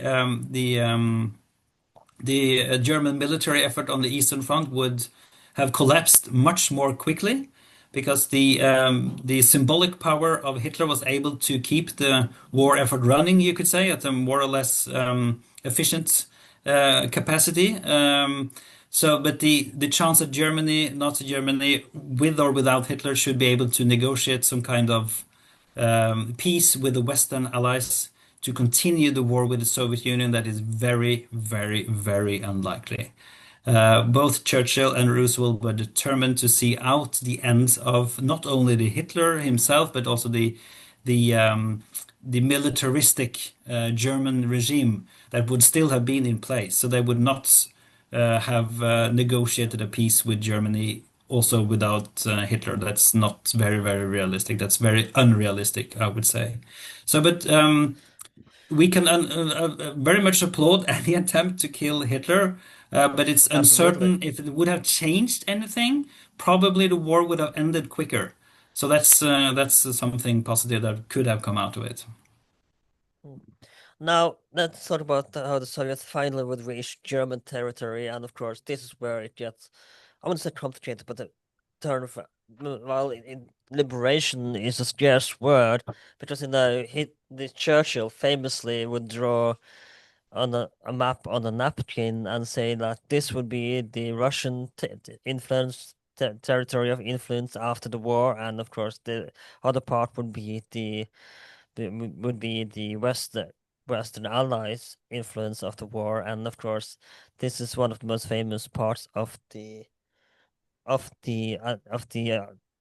War II with Churchill and Stalin. And I want to talk a little bit about the Yalta Conference as well and how that would help dictate the rest of the war before we go into the Soviets who would be reaching German territory. Yes, so you could say that from at least 1943, with the defeat at Stalingrad, and defeat at what was at the time called Tunisgrad, or that the defeat in Tunisia when the German and Italian forces of North Africa are defeated, and the more or less successful campaign against the German submarines in the North Atlantic was ended in 1943, and then of course also the bombing of German cities starts for real in 1943. Everybody knows that Germany is going to lose the war. It's just a matter of time, and it's also a matter of how will Europe look at the time when Germany is defeated. So very much of what's actually happening, also military, strategic wise, is happening within the context of that. Also, Stalin, Churchill, Roosevelt, all, of course, de Gaulle in France, leaders think about what will happen when Germany is defeated. And this is also an important context for the D-Day landings. They are not only there to defeat the German armed forces in the war, but they're also there to liberate Western Europe from Western European countries, so that the occupation slash liberation of German occupied areas in on the European continent should not only be carried out by the Red Army, it should also be carried out by British, French, American, Canadian troops. So this is also very much of the context of what should happen after the war. So the Yalta Conference is important in this context also, where there's a discussion how should Europe look like when the war is over.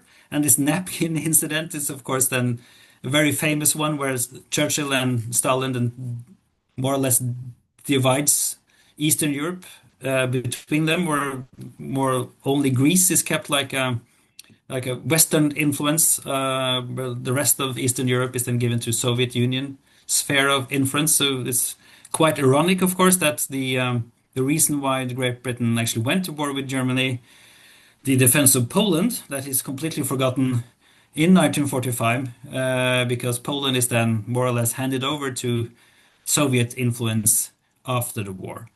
So we have to this Soviet drive towards Berlin is not only to end the war itself, to defeat Nazi Germany, but it also has to be seen in the context of creation of Soviet spheres of interest in the period immediately after the war. Mm. So let's talk a little bit before we go into. I'm not sorry for being delaying this again, but I want to talk a little bit about the liberation of France for a moment, because, and of course we will talk about the girl's famous speech in a moment as well. But let's talk about D-Day and of course the liberation of France in 1944. Mhm. Anything in particular? Just begin with D-Day and the liberation. Just a brief summary of Yeah. the liberation of France. Yes. So the amphibious landing in Normandy, of course, is an immensely complex operation that involves thousands of vessels, planes. It's a very impressive military campaign. That it as a complete surprise on the Germans waiting for them on the beaches. It's also quite interesting that because this strength has, of course, been building up for a quite number of times. So the Germans, of course, know there will be a landing. They do not know Mm-hmm. where, and they have prepared for this for a very long time, building this Atlantique Wall, so the Atlantic Wall, to defend mainland Europe from an invasion. This is, of course, a work that is incomplete, and the armed forces, the German armed forces in France, are quite subpar compared to those that are at the front in the Soviet Union. But they are expecting a landing, but not where it actually happens. So it comes as a complete surprise that it's actually landing where it is and at the time, because the weather is very, very poor, so they do not expect a landing on this day. The landing itself is a success. It's very often portrayed as a very bloody affair, and of course, if you was a soldier in this landing craft approaching the beaches, of course, this was a hell on earth. And in American folklore, this is very often portrayed as one of the decisive moments of the Second World War. And of course, if you were there, this was, of course, extremely dangerous and difficult circumstances. But the landings themselves were mostly successful. At some of the beaches where they landed, there were hardly any Germans there at all. So there were maybe the number of casualties was like 100 or Mm. 200. So this has been portrayed as you get often more like significant or event than it actually was. But it was a game changer in the sense what should happen to Europe after the war was over. But the And if administrative I task to may, actually, sorry? if I may, I think we made an episode about D-Day a few years ago. I think I don't remember if I think it was 2 years ago, where we talked about that there wasn't just one D-Day; it was several D-Days. That not just one place; it was several different locations that D-Day was happening on. It wasn't just one beach in Normandy that famously portrayed in the movies. It was also several different places as well. Yeah. There was also landing in southern France, for instance, from coming from Italy. So this was a huge, huge military operation, extremely difficult to carry out. And one of the difficulties was also then to keep the Allied armies landing in Normandy resupplied across the English Channel. This was very, very difficult, and it was also difficult to defeat those German armies that were present. And this took actually quite some time because it was you had to resupply them across this boundary of water. But rather quickly, the German forces around Normandy are defeated, and the slow advance towards Paris starts. It takes more than 2 months actually no, I'm sorry. It takes more than about 3 weeks to liberate Paris in the late June, I think, of 1944. But then the advance slows down. So from the liberation of Paris, it goes very, very slowly because particularly the American armies are very, you could say, conservative in their approach. They want to keep their number of casualties very low.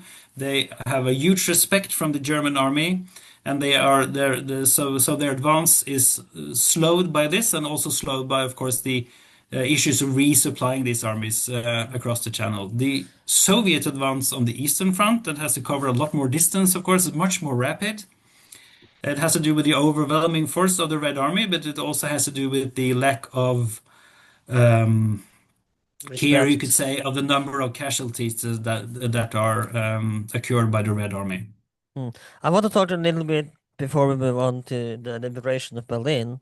I want to talk a little bit about the Dahl speech, which he does famously when he enters Paris and they enter Paris, which is of course, I don't know the brief summary here, but Paris, the famous Paris outraged, Paris broken, Paris martyred, but Paris liberated, liberated by itself, liberated by people, and it goes on to emphasize that it's liberated by the French people and the French alone. What are your thoughts there? And of course, you want to give a somewhat patriotic view of the liberation. That was, of course, again, it's a little ludicrous.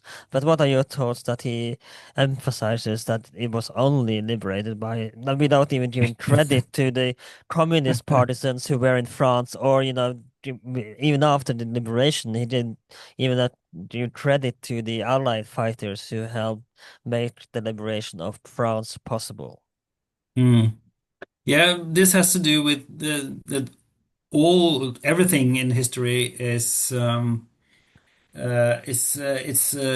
colored by the narratives that we spin, and the Second World War is so full of these stories and these narratives that individual actors want to portray the war. We spoke about Churchill and the Yeah, Dunkirk evacuations in the last episode, and of course, it's the narrative that Churchill is able to spin from this is important to keep the fighting spirit of the British intact also after this debacle. So everybody needs heroes. Everybody needs something to believe in and to fight for. So in this sense, these stories are important. We have the same in Norway, of course, when we talk about the heroes of the resistance movement yeah. and that every Norwegian was against the Nazi occupation, which is also, of course, totally ludicrous. But It's a story that we can identify with, and it's for national identity. Also, after the war in Norway, in France, or everywhere, it was important to like try to keep the national interests together. So, in this sense, these narratives are important. But of course, Charles de Gaulle, he is very much aware that this was not the case. But he's spinning a story that he thinks is important to elevate French parts in the Second World War, to remove somewhat the stain of the French armed forces from the debacle of May and June 1940. But we also see this on the side of the Soviet Union, of course, and this myth of the great patriotic war, that everybody in the Soviet Union resisted the German attack and German occupation. This is, of course, not true at all. And there was a civil war in Ukraine after the war ended, where Ukrainian forces tried to liberate Ukraine from the Soviet Union, which is totally blacked out afterwards, particularly then in Soviet history writing. So the Second World War is full of these stories, and they were extremely important at the time. But there's of course no real empirical evidence to support de Gaulle's claims. And the resistance movement within France was, of course, important, but it has been given a status that is much more elevated than it's room to say, because it did not really have a huge say in the liberation of France, and also not also in the fight against the occupation of France. There was the French resistance movement, of course. There was a communist French resistance movement. It played a part, but it did not really kick the Germans out of France. Hmm. Now let's talk about Joe Biden. And again, I know I focus a lot on the Eastern Front here, but I think that because they are that's also arguably important is the Soviet invasion, of course, of Berlin, and we have to talk about kind of the what's the word, the I don't remember the word, but the mentality of the Soviet soldiers, because the famous rape of women, of course, and treatment of the German people when they came, because they were angry at the German people, and they did not understand because when they came into the German territories and Germany, they realized that they had so much nicer thing than what they had. So why Mm, would they want to, attack, invade them when they had so much nicer things than what they had in the Soviet Union? And of course, like I said, mm, the rape of women were on mass scale by the Red Army, and mm, Stalin would famously say like, "Oh, what can you blame them for what they done through? Let the guys be guys, that was his attitude towards this, and women would be shamed for centuries, decades, maybe not centuries, but decades after the mm. Soviet invasion as well. So let's talk about the brutal invasion of Berlin by the Soviet Union. Yes, the Red Army crossed into, you could say, Germany proper in early 1944, and then the region then called East Prussia, which is then today the state of Lithuania, or the enclave of Kaliningrad, then in along the Baltic coast. That was the first part of Germany proper that was then occupied by the Red Army, and it is quite correct as you say. It was led to atrocities against the civilian population, murders, thefts, but also then rapes of German women. How many that were affected by this is quite difficult to actually put a number on, Because nobody because there are would no write about official this, obviously. statistics. Sorry? Nobody would write about, oh, I got raped today by, so nobody would document this, not, and so of course it's impossible to Mm. know the number of victims that, were actually caused by this.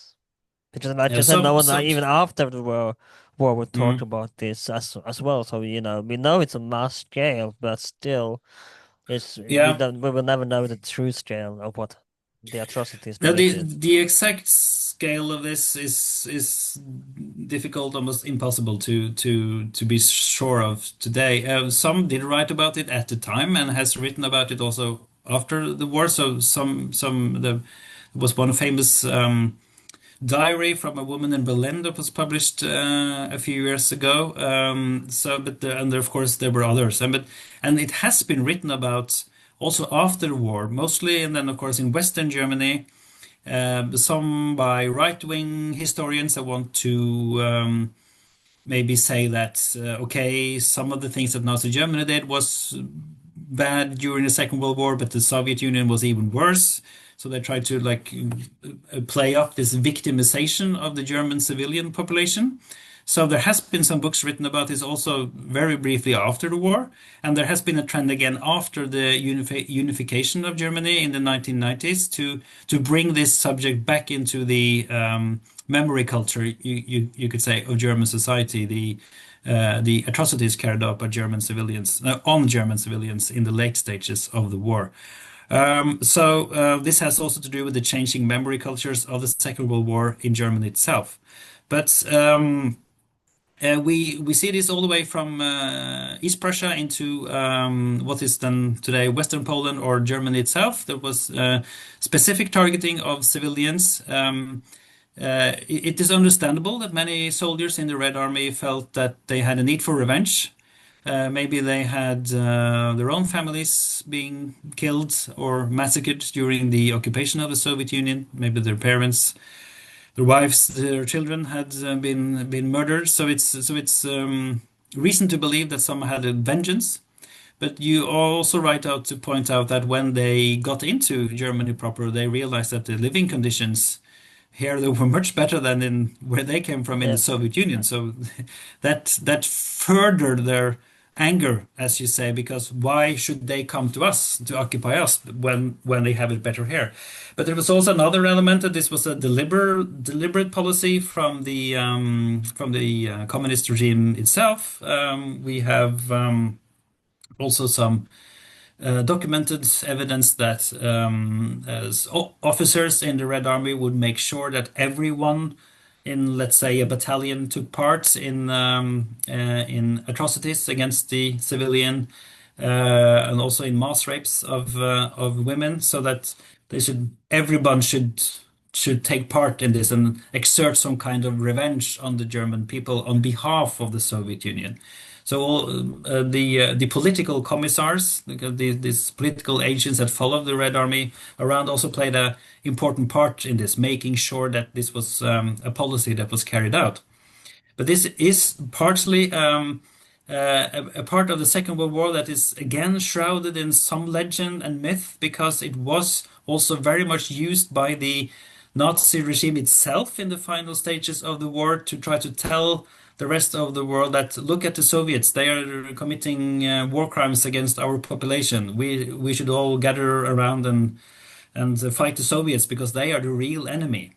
And this is also a change we see after the defeat at Stalingrad, where the German propaganda becomes different. And now they portray the war on the Eastern Front as some kind of defense against Soviet barbarism or against Soviet expansionism, like it was the Soviet Union that attacked Germany and not the other way around, and where they portray themselves as the defenders of Europe against the Asiatic barbarism, as they say, of the Soviet Union. So when the Nazi Germany comes on the defensive, they use these kind of defensive propaganda tools and try to rally support all over Europe against the invading Soviet forces.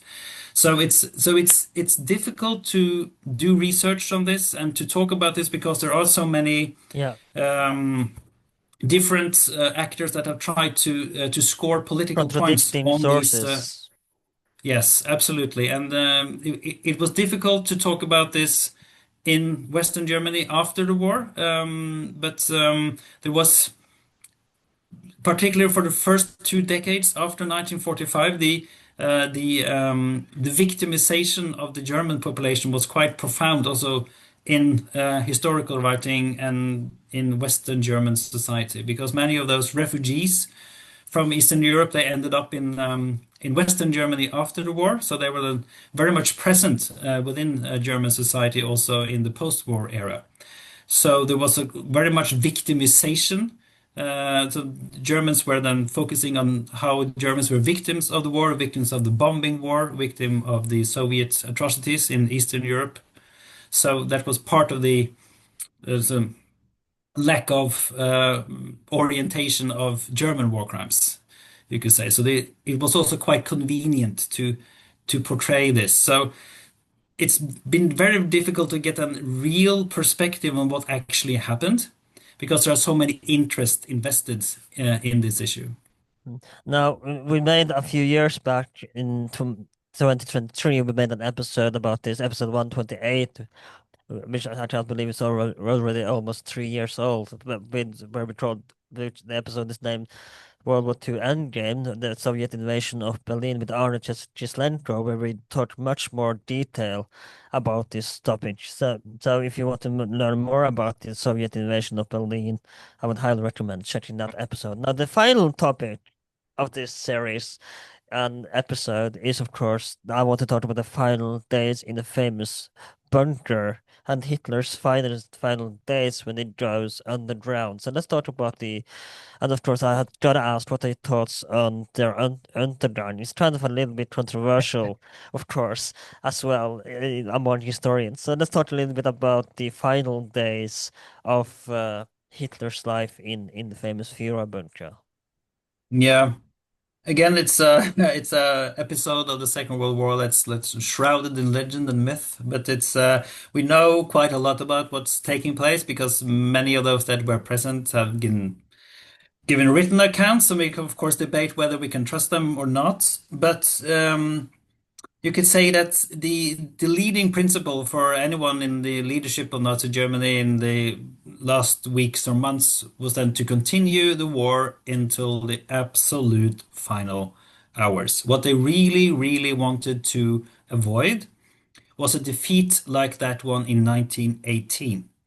And this is something that united, you could say, the political leadership of Nazi Germany and also the armed forces. They did not want um, um, the military forces or the civilian society to collapse under the strain of total war like it did in 1918, which many army officers still felt it was very, very shameful and was something that was very, very keen to avoid. Germany should continue the war until the absolute bitter end. Of course, there were some that were not in agreement and tried to organize some kind of peace negotiations in also in the final weeks and in the final days, Hitler went and ended up claiming that both Göring and Himmler, his most close associates, were disloyal to him because he felt that they were trying to broker a peace with the Western allies. And they both did. Both Himmler and Göring were in contact with British and Americans to try to negotiate an end to the war and also to save themselves personally, of course. So, but Hitler is one of those that are hell-bent on fighting until the end. Of course, he doesn't fight, but at least to remain alive until the very end and not end up in Soviet captivity. That's the second guiding principle, you could say, for Hitler in the closing weeks. He will not be taken prisoner. And one of the reasons why of course, there are many reasons why he doesn't want to be taken prisoner, but he has heard about the fate of Mussolini in Italy, the fascist dictator of Italy that is taken captive and publicly humiliated and killed in a public square in Milan. And this is something that Hitler wants to avoid at all costs. So quite early, he decides that he has to end his own life, of course, in the bunker. So he is at this point and has been for quite some time actually been losing the grasp on reality. He's ordering around armies that doesn't exist.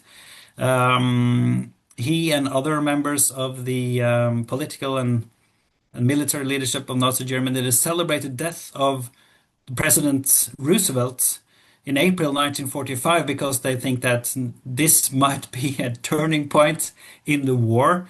And Hitler then keep referring to one of his great idols as Frederick II of Prussia from the 18th century that was saved from a very destructive war on Prussia in the middle of the 18th century because the Russian Tsar died and was then replaced by a much more German-friendly Tsar on the Russian throne. So that Yes, of saved Frederick course. II, and Hitler then believes that the same thing could happen again in April 1945. So in modern state of the United States, he believes that like the shift of a president could actually have this kind of saying on the outcome of the war, which is totally stupid, of course. But it says something about he has been losing grasp of reality.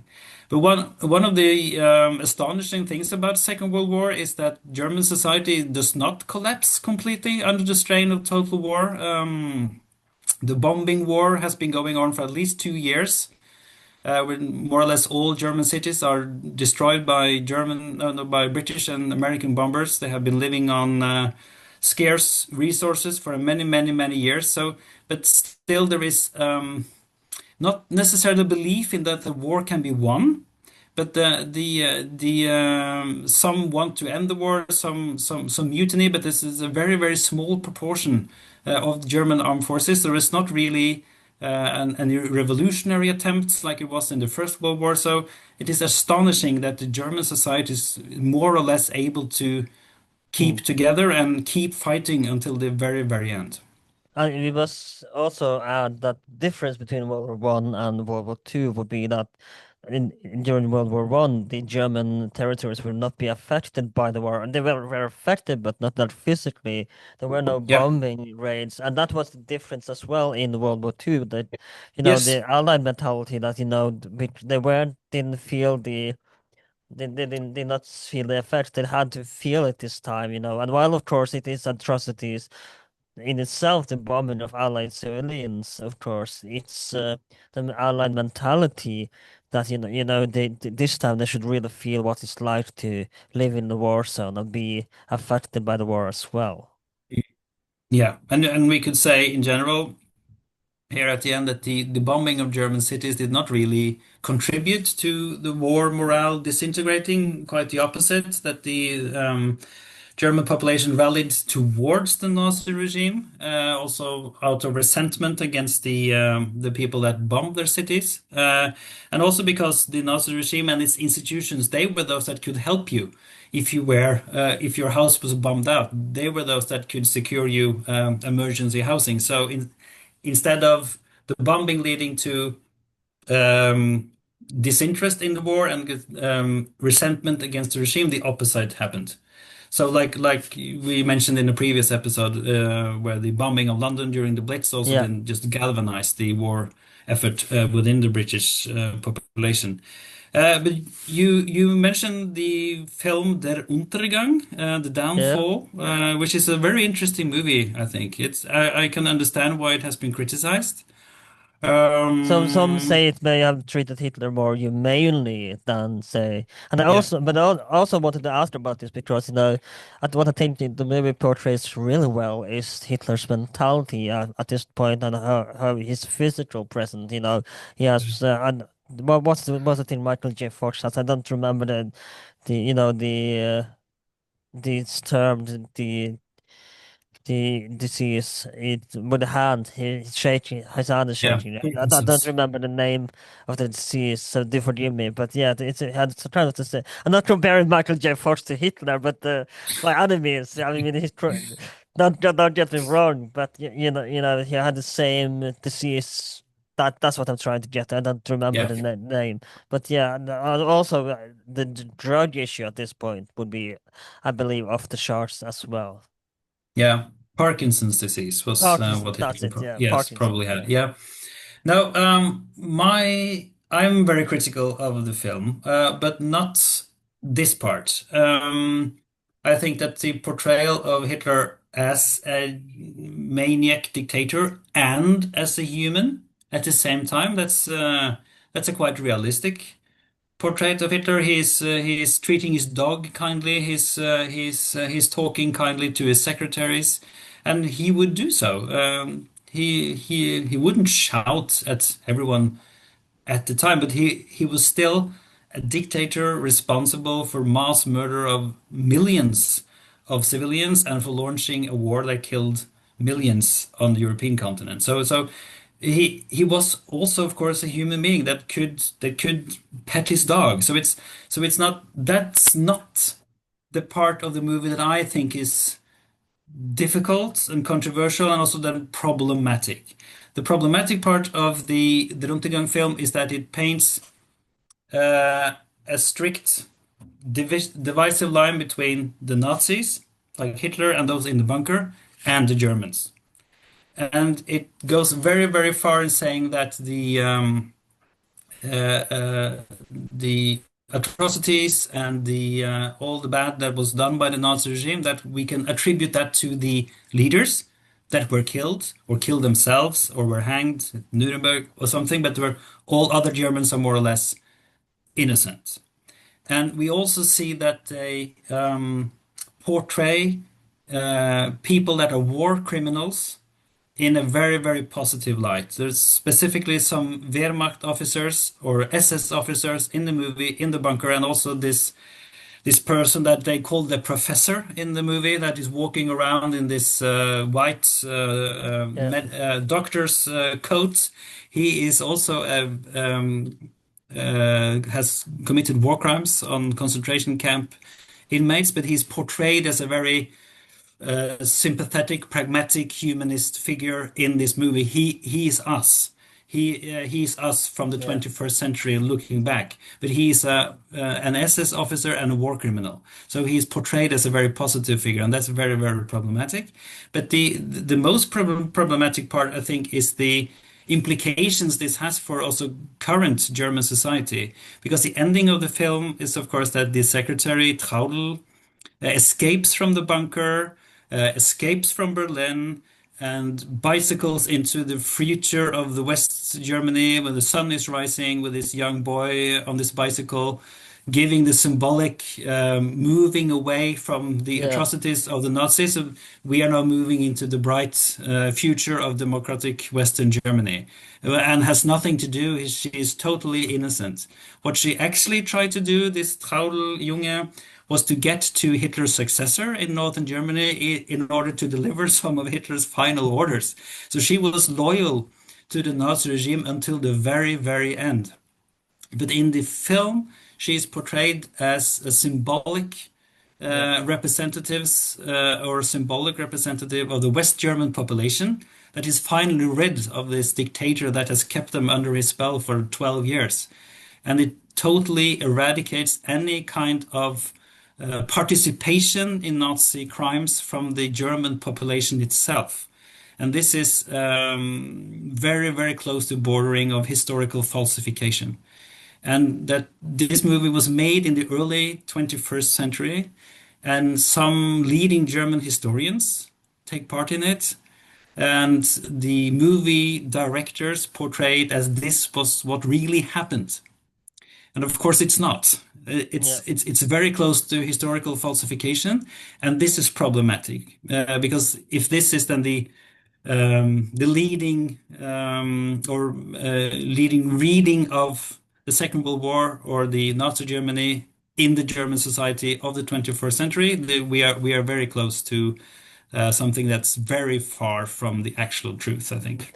it of course would lead to the famous meme of Hitler shouting in the bunker to his famous generals. So something good came out of it Yep. at least.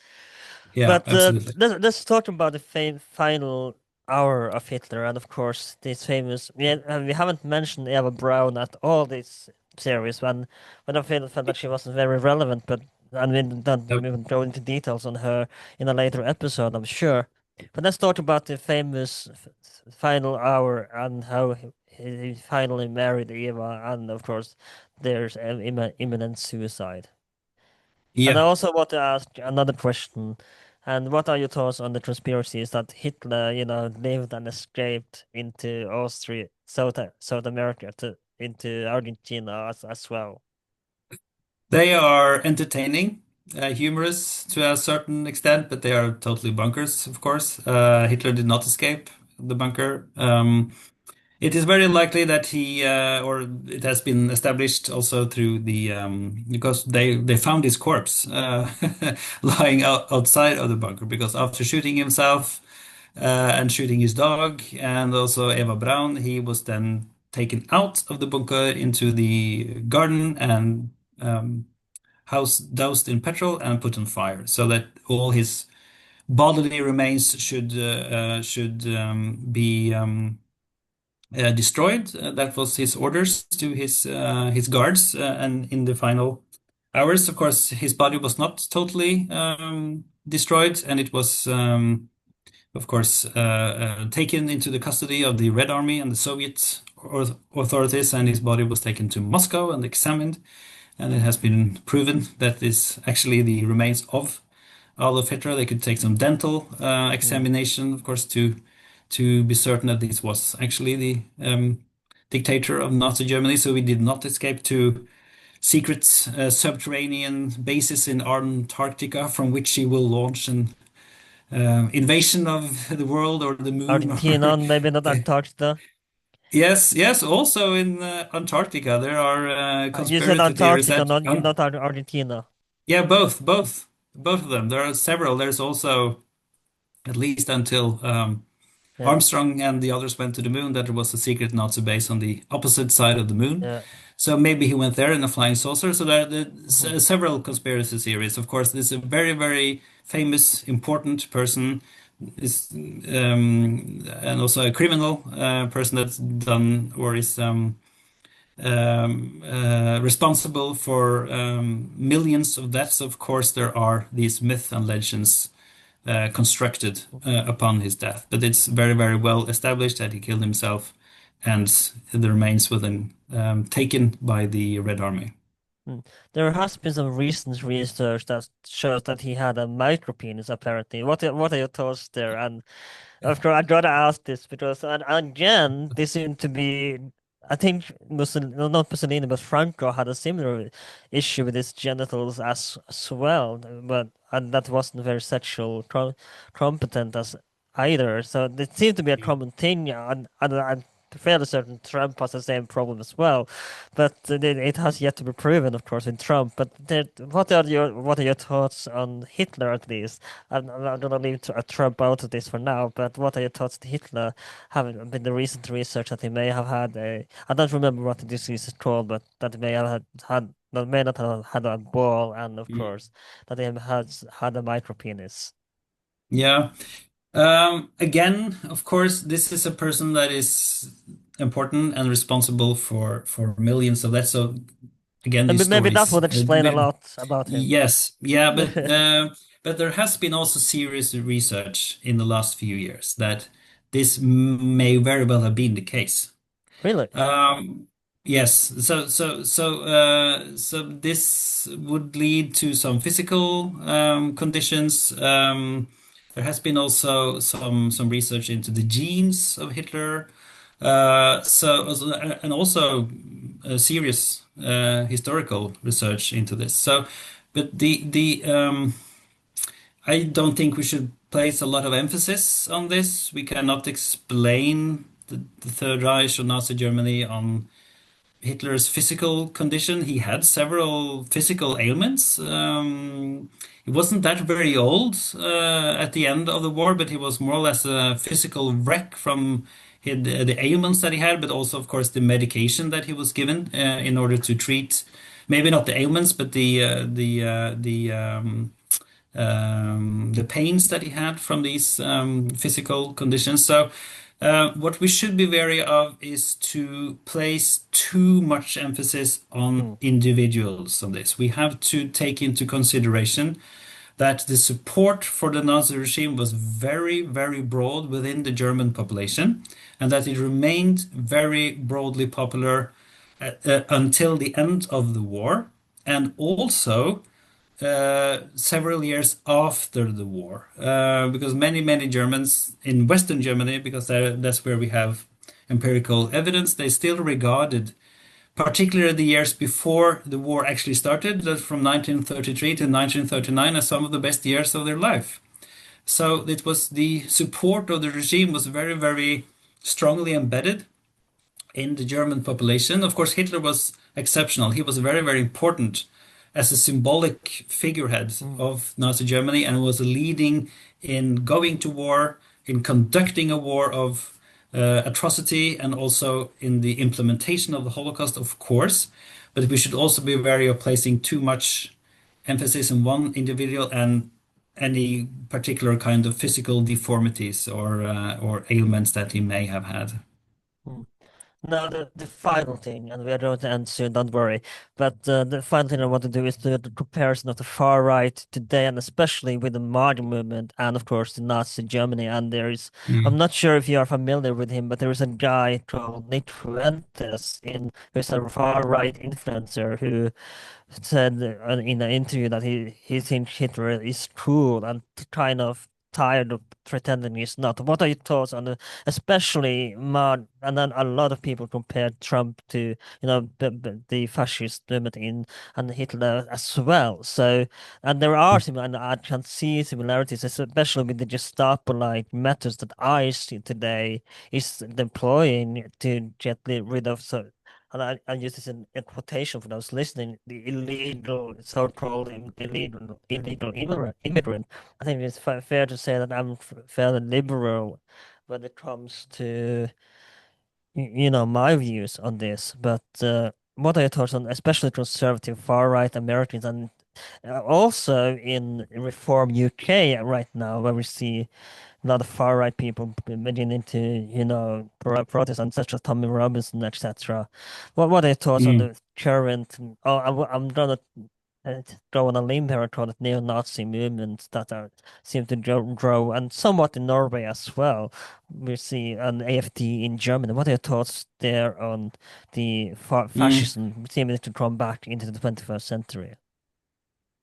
Yeah, I think it's an important topic, and it's a difficult one to say something brief on, which we'll Mm. have to do now, so we are running out of time. But I can understand that it is easy to grasp back to the vocabulary of the interwar period and the Second World War in describing what is taking place now. And I have colleagues, of course, at American universities that are appalled by how the academic freedom of the universities have been limited, and that also history professors compare what is Yeah. happening in the US now with what happened in Stalin's Russia or in Hitler's Germany. So I can understand that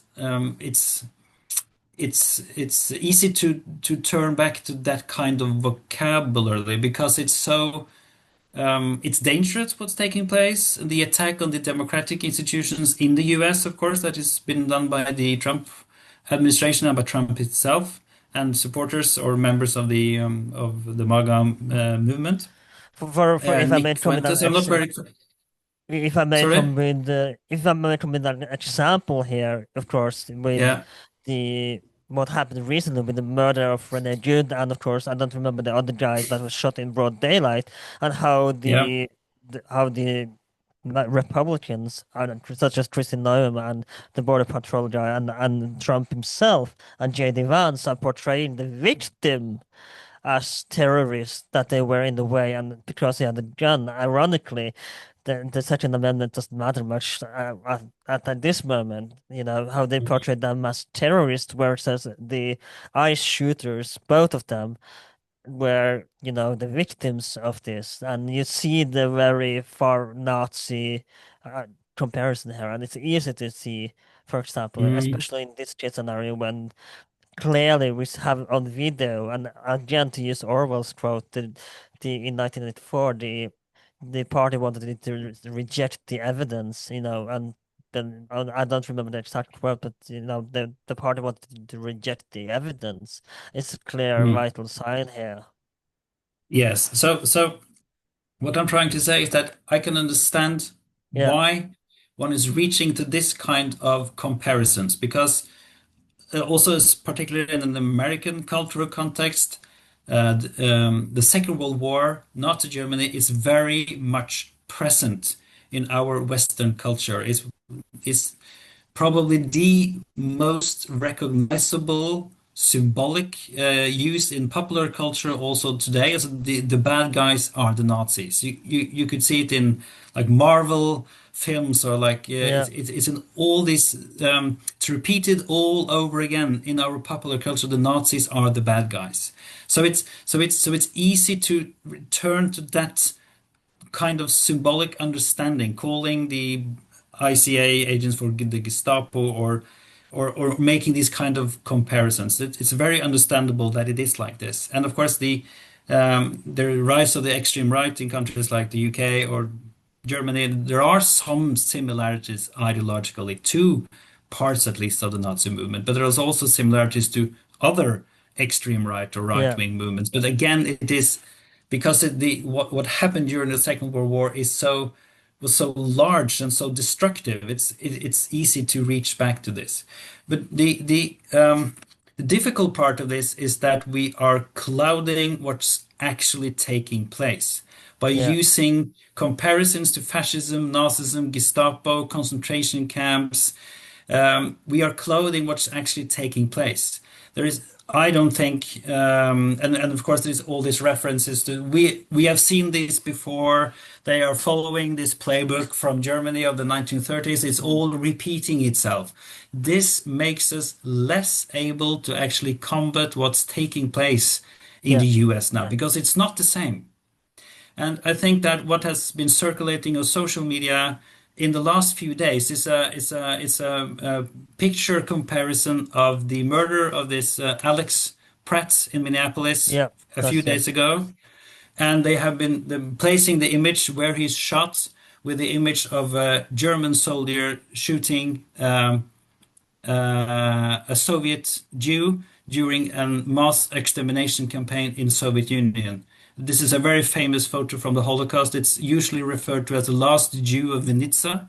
It's it's not in Vinnytsia, but that doesn't really matter. So it's a picture from a mass killing of Soviet Jews in 1941, and the reason why they compare it is because the bodily structures of both the killer and the victim are comparable because they look the same.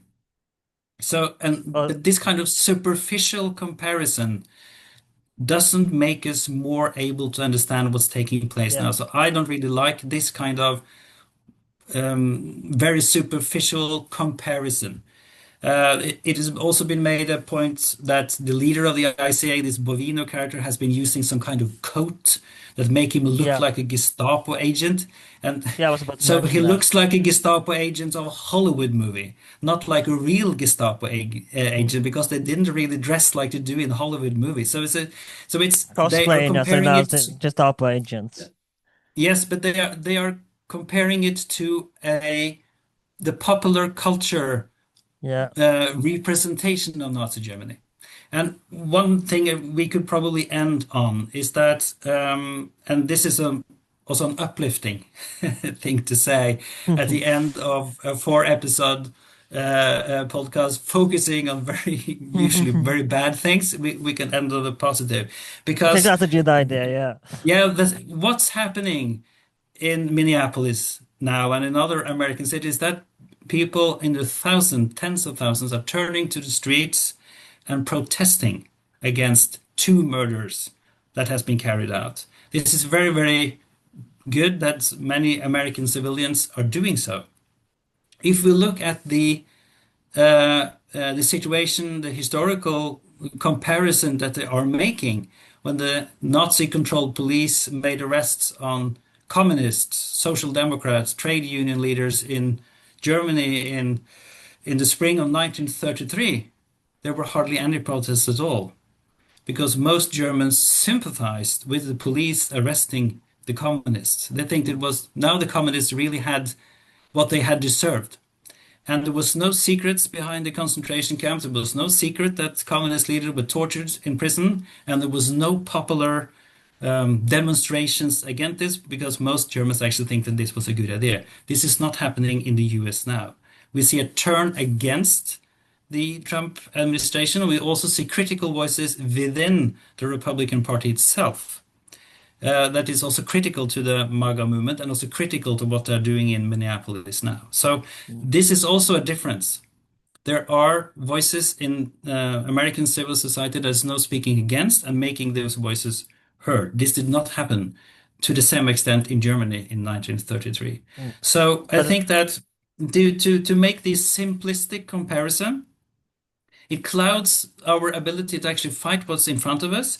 And yeah, it's also because we have forgotten how bad the Nazis actually were. yeah. All these memes, all these popular cultural references to Hitler has made it difficult to actually remember how bad this actually was.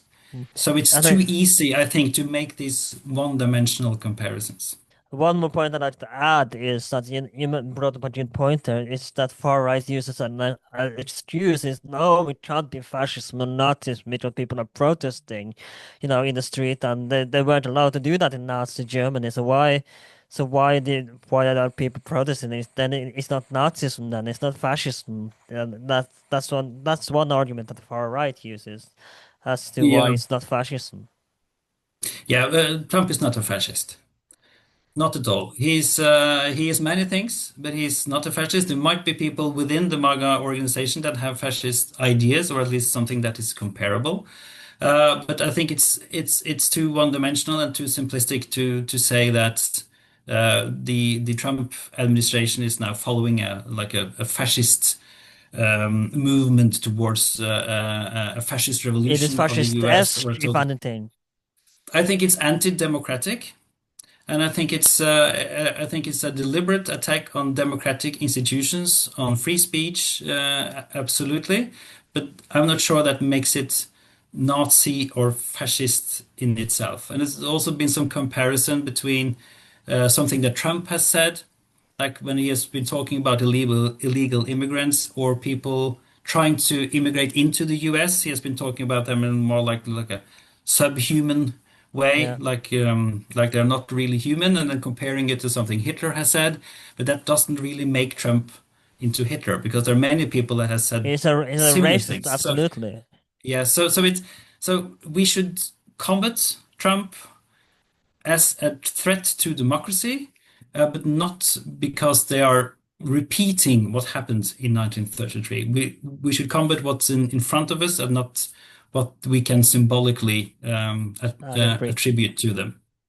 And I think we're gonna end there. I can talk another hour, but I'm not. I think people would. I think you would be. You're quite seem quite done now, so we are gonna end it there. And maybe not such a positive note after all, but we'll leave it there. Thank you again so much for coming on the podcast. Where can again one final time if people can find you, ask questions, if you have anything you want to share, what are something you would promote, or where can people find you if they have further questions to ask you about this topic that we may not have had time for today. There are certainly things that we did not have time for, even if we have spent a lot of time talking about Nazism and Second World War. So write a comment to the podcast or to the YouTube video. Send me an email if you have any questions, and we can look into it. Hmm. And then thank you again so much for coming. It's been a great pleasure. You're always welcome back to discuss these topics as well. This has been Well That Aged Well. You can find us on Spotify, Apple Podcasts, YouTube, wherever you can find podcasts these days. If you're on Spotify, leave a comment under the video as well as rate us 5 stars. If you're on Apple Podcasts, rate us 5 stars as well and leave a review. If you're on YouTube, like, share, and subscribe. This goes for the other platforms as well. Like, share, and subscribe, and leave a comment on the YouTube channel as well. This has been with that as well. Next week, we're doing another three-part series on the Roman Republic, so stay tuned for that one. It's been going to be a tremendous fun where we end part one on the Punic War, Second Punic War, so stay tuned there. This has been, my name is Alan. You can find us on social media, on Twitter, under with that aged well. I'm not that active yeah, on Instagram either, but we are on the with that aged. That aged well. Sorry, it's been a long session. Sorry about that. So this has been Well That Aged Well. My name is Adam, and I'll see you next time.